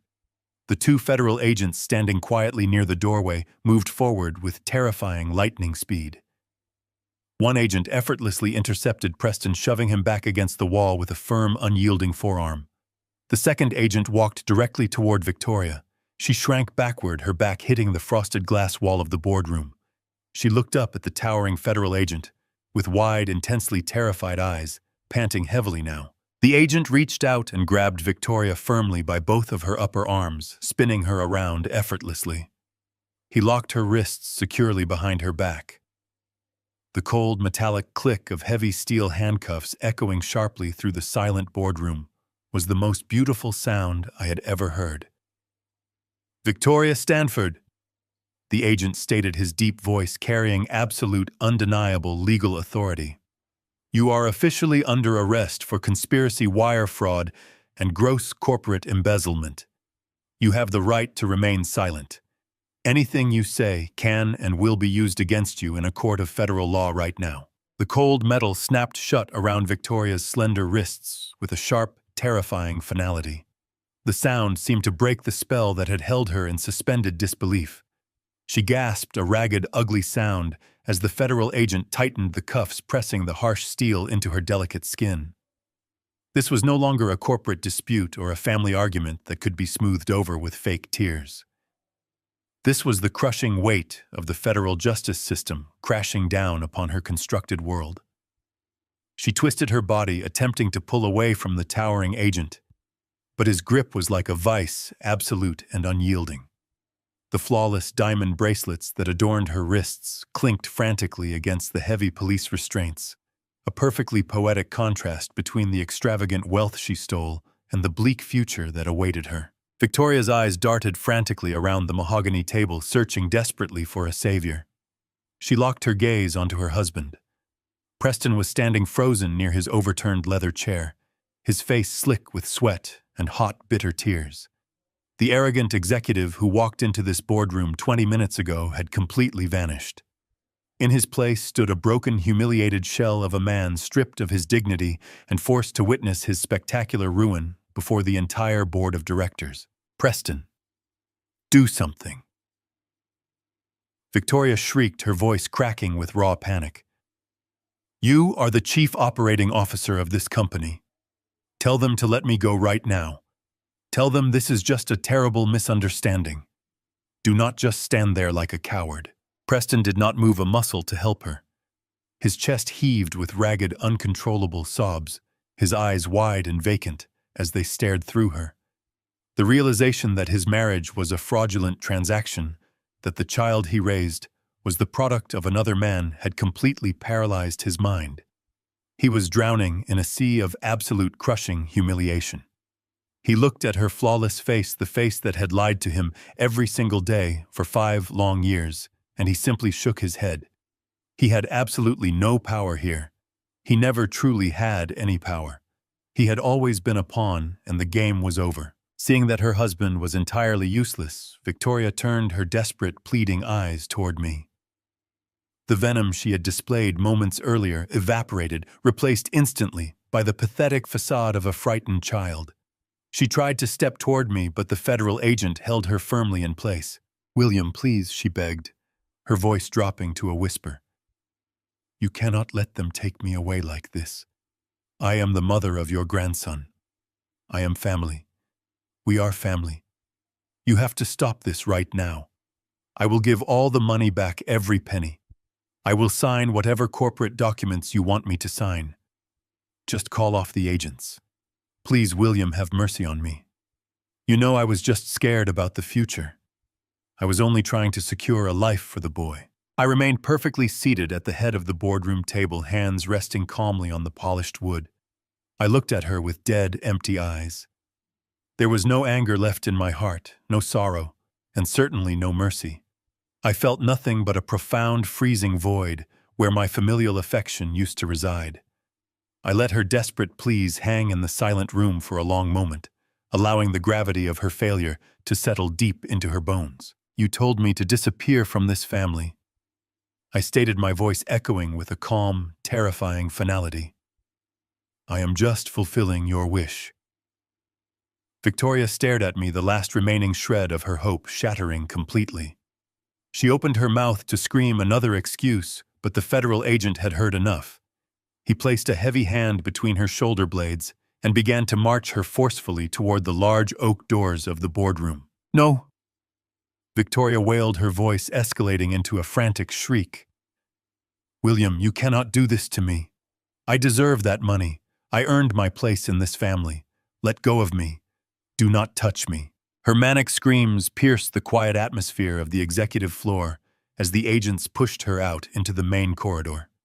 The entire 40th floor had come to an absolute standstill. The senior vice presidents, the executive assistants, the marketing directors, and the cleaning staff had all stepped out of their respective offices, drawn by the incredible commotion. These were the very same employees Victoria had spent the last 3 years ruthlessly belittling, mocking, and treating like insignificant peasants.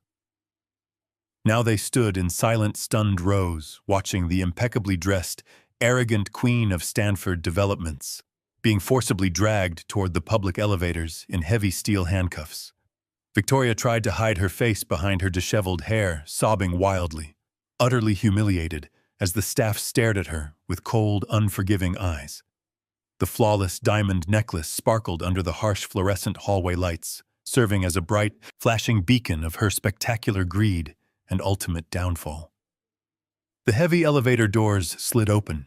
The agents pushed her inside and the metal doors closed, severing her completely from the empire she had tried so desperately to conquer.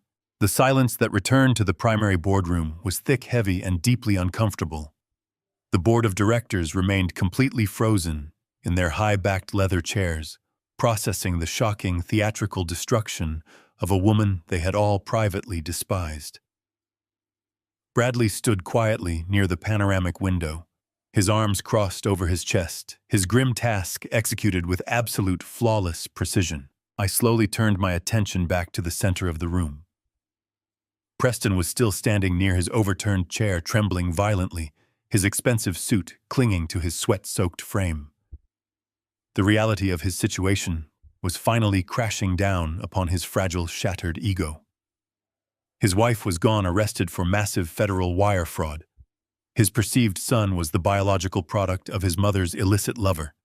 His entire corporate career was completely destroyed, heavily documented in a massive forensic audit that tied him directly to the theft of millions of dollars. He looked at the empty doorway where Victoria had just vanished, and then he slowly turned his tear-streaked face toward me. His eyes were wide, filled with a primal, suffocating terror. The arrogance that had fueled his betrayal was entirely gone, replaced by the pathetic, desperate fear of a little boy who had finally been caught stealing from his father. Preston took a shaky, unstable step toward the head of the table. His knees suddenly buckled beneath his weight, sending him crashing down onto the cold, hard marble floor. He scrambled forward on his hands and knees, completely ignoring the shocked stares of the seated board members.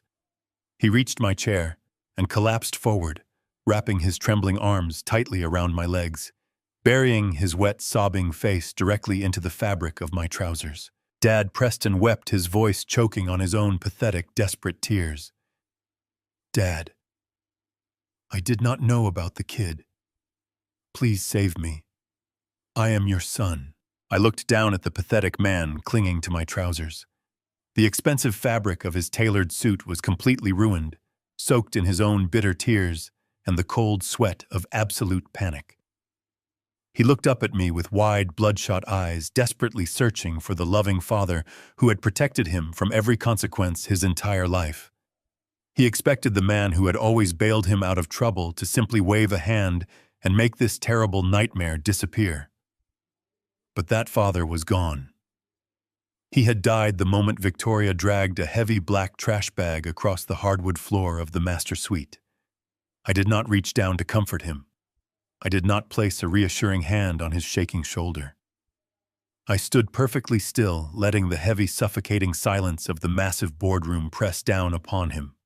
The entire executive board watched us with rapt attention, their expressions a mixture of profound pity and absolute disgust. "You are not a victim, Preston," I said, my voice echoing off the frosted glass walls with a chilling metallic edge. "You are a coward. You stood by and watched that parasite desecrate the only space your mother and I had left. You let her rip Catherine's beautiful clothes off their hangers and throw them away like worthless garbage, and you did absolutely nothing. You smiled and poured yourself a glass of expensive scotch while she ordered me to pack my bags for a nursing home. You handed her the keys to my corporate empire because you were too weak to earn your own success. You happily sold my legacy to fund a fraudulent, pathetic illusion. You are not my son anymore. You are merely a liability." Preston recoiled physically, as if my words had struck him directly in the jaw.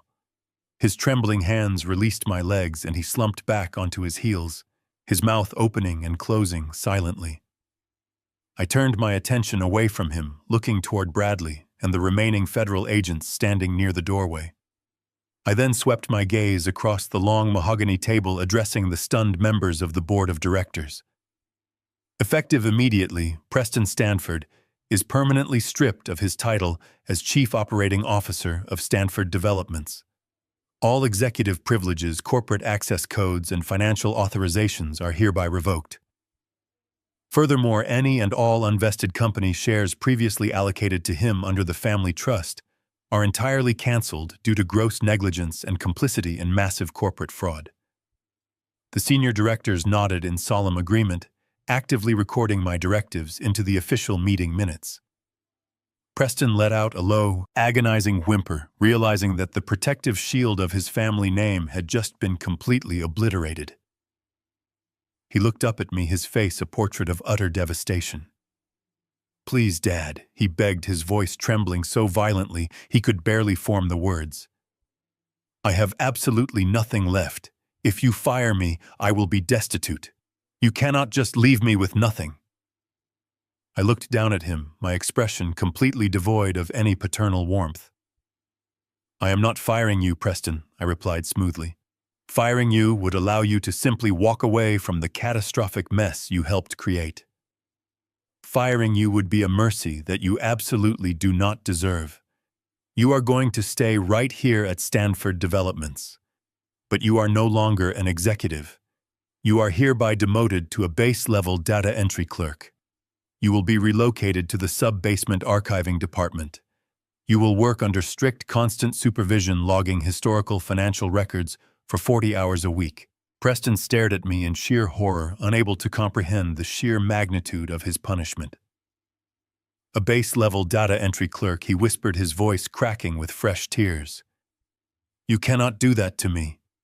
I have a Master of Business Administration degree. I cannot work in a basement. You will work wherever I tell you to work."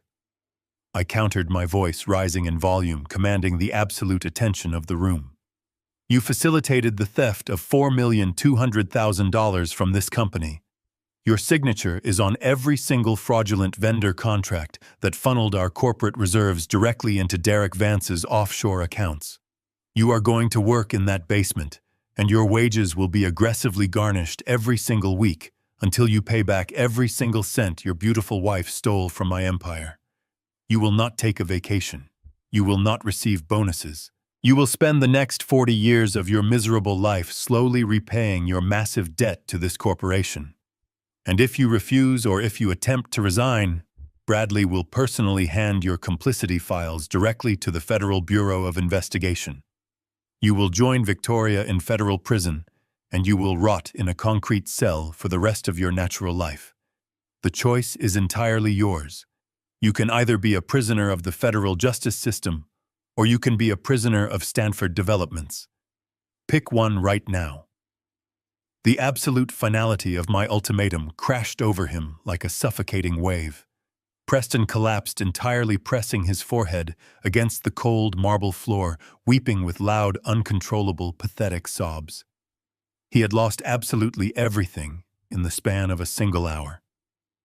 The beautiful, treacherous wife who had manipulated his mind was currently sitting in the back of a federal vehicle in heavy steel handcuffs. His immense personal wealth was gone, vaporized by forensic accountants and legal asset seizures. The prestigious corporate title he had paraded around the country club had been publicly stripped away in front of his peers.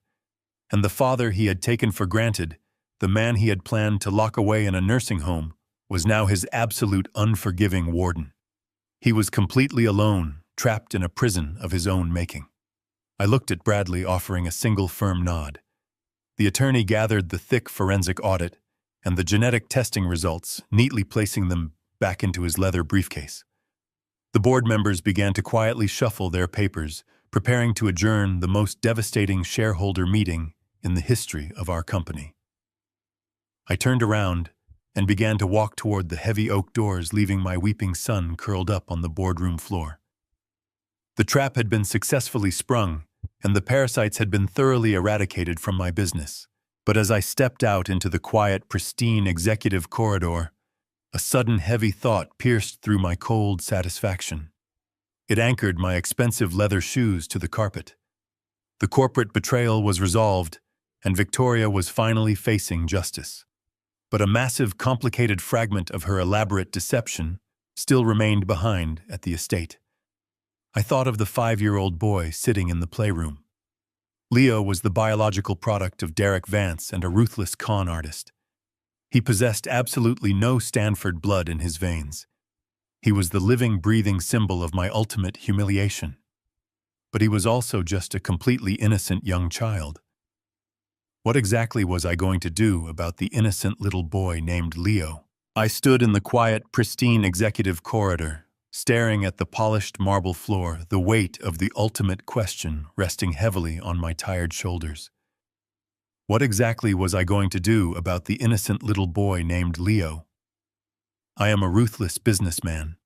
I have spent my entire life dissecting complex profit margins, eliminating massive corporate liabilities, and crushing adversaries who dared to cross my family. Victoria had weaponized that very family against me, using a child as a Trojan horse to infiltrate my legacy. By all logical metrics, Leo was the ultimate symbol of my profound humiliation. He was a biological stranger, the direct offspring of the man who had conspired to destroy everything I had built. The cold corporate instinct within my mind demanded that I sever all ties, completely casting the boy out, along with his treacherous mother. But as I closed my eyes, I did not see Victoria's greedy sneer or Derek's arrogant grin. I saw a 5-year-old boy sitting on the rug in the playroom, carefully stacking wooden building blocks, looking up at me with wide, bright, hopeful eyes. He did not ask to be born into a criminal conspiracy. He was merely collateral damage in a war he could not possibly comprehend. I am a hard man, but I am not a monster.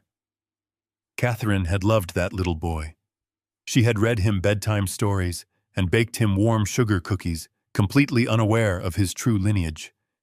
To abandon him entirely to the foster system or the bitter wreckage of Preston's ruined life would be a massive betrayal of the boundless compassion my late wife had brought into this dark world. I walked back into my private office, dialed Bradley's direct extension, and issued a new set of uncompromising instructions.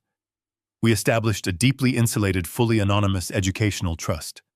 The parameters were incredibly strict and utterly impenetrable. The fund would cover his basic living expenses, modest housing, and comprehensive tuition for private schooling through his university graduation. However, the trust was completely ironclad. Victoria would never be allowed to access a single penny of it, and the moment Leo turned 25, the remaining funds would automatically dissolve into a charitable organization.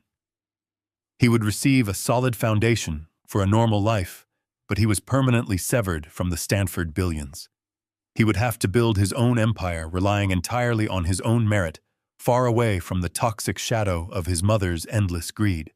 With the boy's future quietly secured, I turned my full, unyielding attention back to the bleeding wounds of Stanford developments. The extensive forensic audit had exposed Victoria and Preston, but a corruption of that staggering magnitude does not exist in a total vacuum.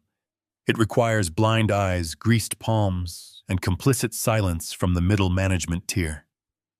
I spent the next 3 weeks operating with the ruthless precision of a military surgeon. I systematically called every senior executive department head and financial controller into the main boardroom. I laid out the offshore wire transfers, the intentionally bypassed security protocols, and the purposefully neglected oversight reports. I did not accept weak excuses, and I did not tolerate pathetic apologies. Within 14 days, I formally fired 6 regional vice presidents, 2 chief accounting officers, and the entire risk management division. I aggressively stripped them of their lucrative golden parachutes and threatened them with severe federal complicity charges if they dared to request a single cent of corporate severance pay. The corporate purge was swift, brutal, and absolutely necessary. The dead weight was entirely removed, but the massive void left behind presented a beautiful new opportunity. I looked down into the lower ranks of the company, seeking the quiet, diligent employees who had been consistently passed over for promotions by Preston's arrogant, incompetent friends. I found a brilliant junior analyst named Sarah, who had repeatedly flagged the Apex Design invoices only to be threatened with immediate termination by Preston. I promoted her directly to the position of Chief Financial Officer. I elevated dedicated project managers who implicitly understood the core values Catherine and I had established decades ago. I rewarded fierce loyalty, quiet competence, and unyielding personal integrity. The culture of the massive company shifted almost overnight, returning to the solid, honorable foundation that had made it a formidable industry titan. The poison had been completely extracted, and the corporate body was finally beginning to heal. After the final termination was legally processed, and the newly appointed executive board was officially seated, I finally left the downtown tower. The bright sun was slowly setting over the beautiful Boston skyline, casting a warm golden glow across the calm harbor waters. The evening air felt incredibly lighter, much cleaner, as if a toxic, suffocating fog had finally lifted from the bustling city streets. My private driver navigated the quiet, winding residential roads back toward the sprawling estate. When the heavy wrought iron gates slowly parted, I looked up at the massive stone mansion. For several dark, agonizing months, this beautiful house had felt exactly like a cold, unforgiving tomb, a suffocating monument to my profound grief and the vile, sickening deception playing out within its historic halls. I unlocked the heavy mahogany front doors and stepped quietly into the grand, sweeping foyer. The house was entirely, completely empty. The chaotic, superficial energy of Victoria's endless vanity was permanently gone. Preston's pathetic, cowardly, whining presence had been completely eradicated from the premises. There were absolutely no more fake, patronizing smiles, no more whispered, greedy conspiracies, and no more heavy plastic trash bags being violently dragged across the pristine hardwood floors. I walked slowly through the immaculate main living room, my measured footsteps echoing softly against the high, intricately vaulted ceilings. I moved deliberately up the grand, sweeping staircase and down the long, shadowed upper corridor, finally stopping right in front of the master suite. The space was pristine, perfectly restored to the exact way Catherine had lovingly kept it for 40 beautiful years. The silence in the massive, sprawling estate was absolutely, profoundly deafening. It stretched out endlessly in every direction, filling every single room, hallway, and shadowed corner with a profound, unbroken, heavy stillness. But as I stood there alone in the fading, tranquil twilight, staring into the quiet darkness of my restored home, I realized something incredibly profound. The deep, echoing silence of the empty house was no longer suffocating. It was a blank canvas, a completely unwritten chapter. I had protected the legacy that Catherine and I had built. I had surgically removed the disease that had infected my family and my business. I was battered by betrayal, entirely alone in the twilight, but I was unequivocally, absolutely undefeated. My name remained entirely mine. The empire was perfectly secure. I took a slow, deep, steady breath, feeling absolute peace for the very first time in a very long time. I closed the heavy wooden doors of the master suite, turned around, and walked confidently forward into the quiet night, fully prepared to continue writing the rest of my unyielding story entirely on my own terms. This was not the end. It was merely the beginning. I smiled. 6 months passed since that defining evening in the empty estate. The crisp autumn winds of Boston had eventually surrendered to a bitter, freezing winter, which in turn melted into a bright and fiercely hopeful spring. The seasons changed, and with them the entire landscape of my existence underwent a profound, irreversible transformation. The slow wheels of the federal justice system had turned with methodical, crushing precision.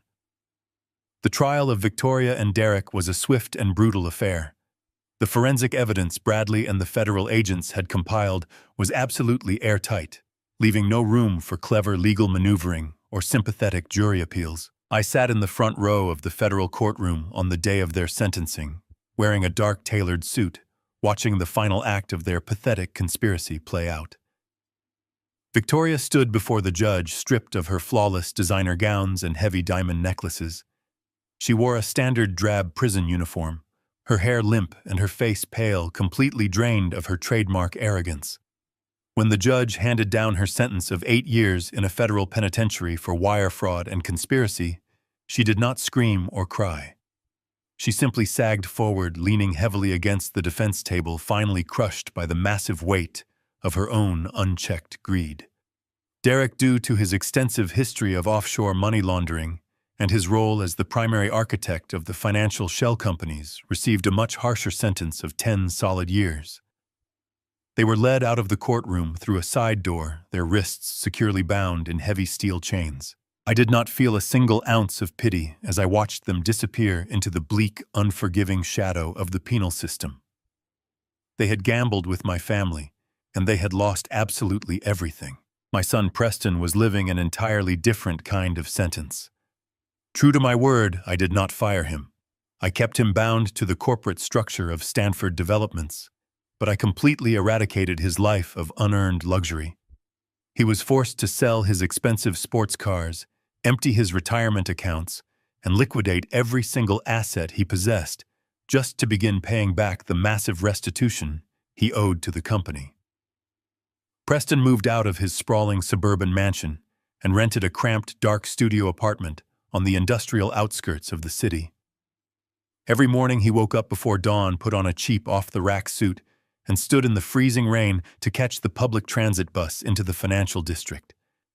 He arrived at the towering glass building he used to rule, bypassed the executive elevators, and rode the service lift down to the sub-basement. He spent 40 hours a week sitting in a windowless room under harsh fluorescent lights, manually entering historical financial data into our digital archives. I received weekly reports on his progress. The senior managers noted that he never complained, never asked for a single break, and never once mentioned his former title. He was a completely broken, humbled man, slowly grinding away the massive debt his foolishness had created. It was a severe, agonizing punishment, but it was also the very first time in his entire sheltered life that my son was actually earning his own way. With the toxic elements permanently removed from my life, I experienced a miraculous, undeniable resurgence.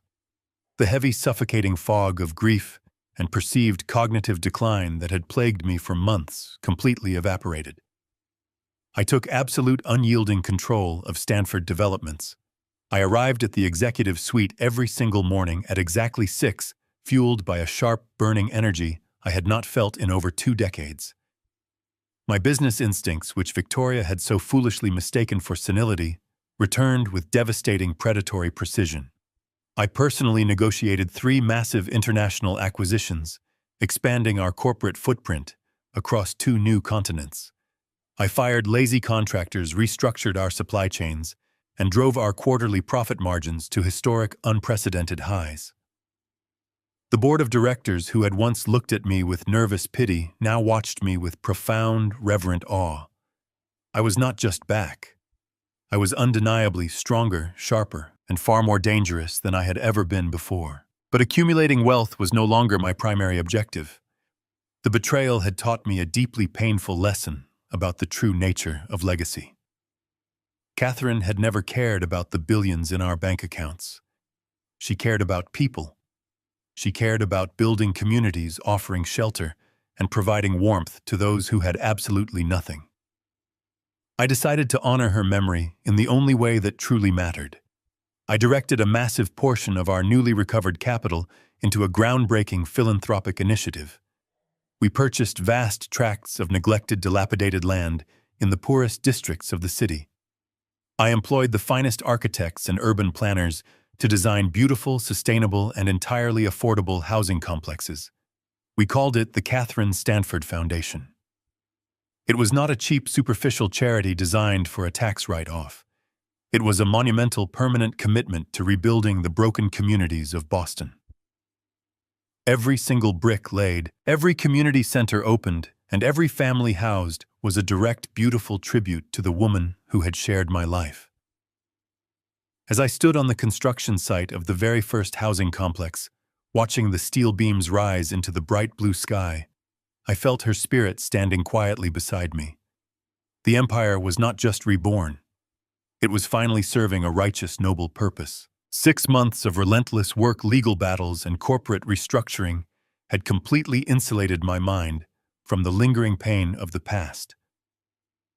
I had systematically compartmentalized every single emotion, transforming my betrayal into pure, productive fuel. But there was still one massive, unresolved emotional debt I had intentionally avoided. One location I simply could not bring myself to visit while the war was still actively raging. Now, with the company thriving, my son facing his consequences, and my enemies locked away in concrete cells, the heavy armor around my heart finally began to soften. It was late Friday afternoon when I left the downtown executive tower. I dismissed my private driver, choosing to take the keys to my personal sedan instead. The sun was dipping low on the horizon, casting long golden shadows across the bustling city streets. I drove in complete silence, leaving the towering glass skyscrapers of the financial district far behind me. The heavy traffic eventually thinned out, replaced by winding tree-lined roads that led toward the quiet, peaceful outskirts of the city. My hands gripped the leather steering wheel tightly as the familiar wrought iron gates of the Memorial Park came into view. I turned the vehicle onto the narrow gravel path, the tires crunching softly in the absolute stillness of the immaculate grounds. I parked the car near a sprawling ancient oak tree and turned off the engine. I sat in the driver's seat for a long time, staring out through the windshield. I had won the war. I had saved our empire. But I had not spoken to her since the day I discovered the truth. I finally went to her. The late afternoon breeze swept through the ancient branches of the massive oak tree, rustling the dry autumn leaves in a soft, welcoming, and familiar melody. I walked slowly across the perfectly manicured grass, my expensive leather shoes sinking slightly into the cool, damp earth with every single deliberate step. The Memorial Park was completely deserted, offering the profound, unbroken silence I had desperately needed for so many months. I stopped in front of the polished marble headstone. Her name was etched deep into the beautiful stone, Catherine Elizabeth Stanford, forever frozen in time, forever insulated from the ugly, treacherous greed that had temporarily infected our home. I reached into the pocket of my dark tailored coat and retrieved 2 delicate crystal glasses, along with a small, sealed bottle of her absolute favorite vintage red wine. I carefully uncorked the bottle, the rich, familiar aroma instantly filling the crisp evening air, pulling a flood of beautiful memories to the forefront of my mind. I poured a modest amount into each glass. I placed one gently on the cool marble base of her headstone and kept the other firmly in my right hand. I looked at her name, feeling a warm, gentle peace settle deep into my chest. I kept my promise, Catherine, I whispered, my voice steady and resonant in the quiet park. The empire we built together is completely safe. The parasites who tried to infect our legacy have been permanently removed. Victoria is locked away in a high-security facility where she can never manipulate or deceive another innocent, trusting soul. Derek is rotting in a bleak federal cell, entirely stripped of his arrogant delusions of grandeur. And Preston? My voice caught for a brief fraction of a second, but I quickly steadied it. Preston is finally learning the brutal, necessary lesson of consequence. He is working for his survival, completely stripped of his arrogance. He is no longer a liability. He is simply an employee paying a massive debt. I took a slow, carefully measured sip of the dark red wine, instantly savoring the rich, complex, and familiar flavors she had always loved so very much. I looked around the sprawling, peaceful cemetery. I also took care of the boy, I continued softly. I ensured little Leo will have a solid, well-funded education and a safe, comfortable roof over his head for his entire youth. I did it for you, Catherine. I know your heart would never allow a child to suffer for the sins of a treacherous mother. But he is entirely cut off from the Stanford wealth. Our life's work is funding the new philanthropic foundation. We are building homes for those who actually need them, just as you always wanted. Your beautiful heart is finally shaping the future of this city.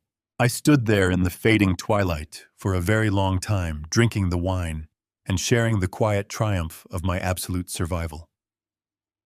I am exactly 70 years old today. I am standing entirely alone in the fading, dying light of a massive, empty, and beautifully tranquil cemetery. I have no wife waiting for me at home, and I have effectively severed my ties with my only son. The sprawling mansion I return to will echo with my solitary footsteps. But as I finished the last drop of wine and looked out over the rolling green hills, I felt an undeniable, monumental surge of quiet power. I had faced the ultimate betrayal from within my own walls, and I had completely, surgically eradicated it. I was no longer the grieving, vulnerable widower they had foolishly tried to conquer. I was the absolute, undisputed king of my grand domain, and my royal crown was completely, permanently secure. Never mistake a man's silence for weakness, and never mistake his profound grief for stupidity.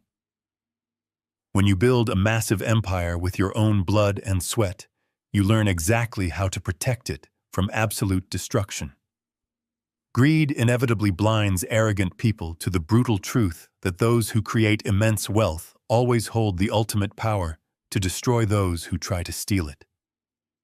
True family is bound by genuine respect and unwavering loyalty, not just a legally shared last name. Betrayal from within your own home is the deadliest poison a man can face, but cutting it out, no matter how excruciatingly painful it might be, is the only way to truly survive, rebuild, and completely heal your shattered soul. If you have ever had to make a ruthless, uncompromising decision to completely protect your peace and your hard-earned legacy from toxic family members, drop a comment below and share your personal story. Hit that subscribe button and leave a like to support more raw, unfiltered life stories just like this one.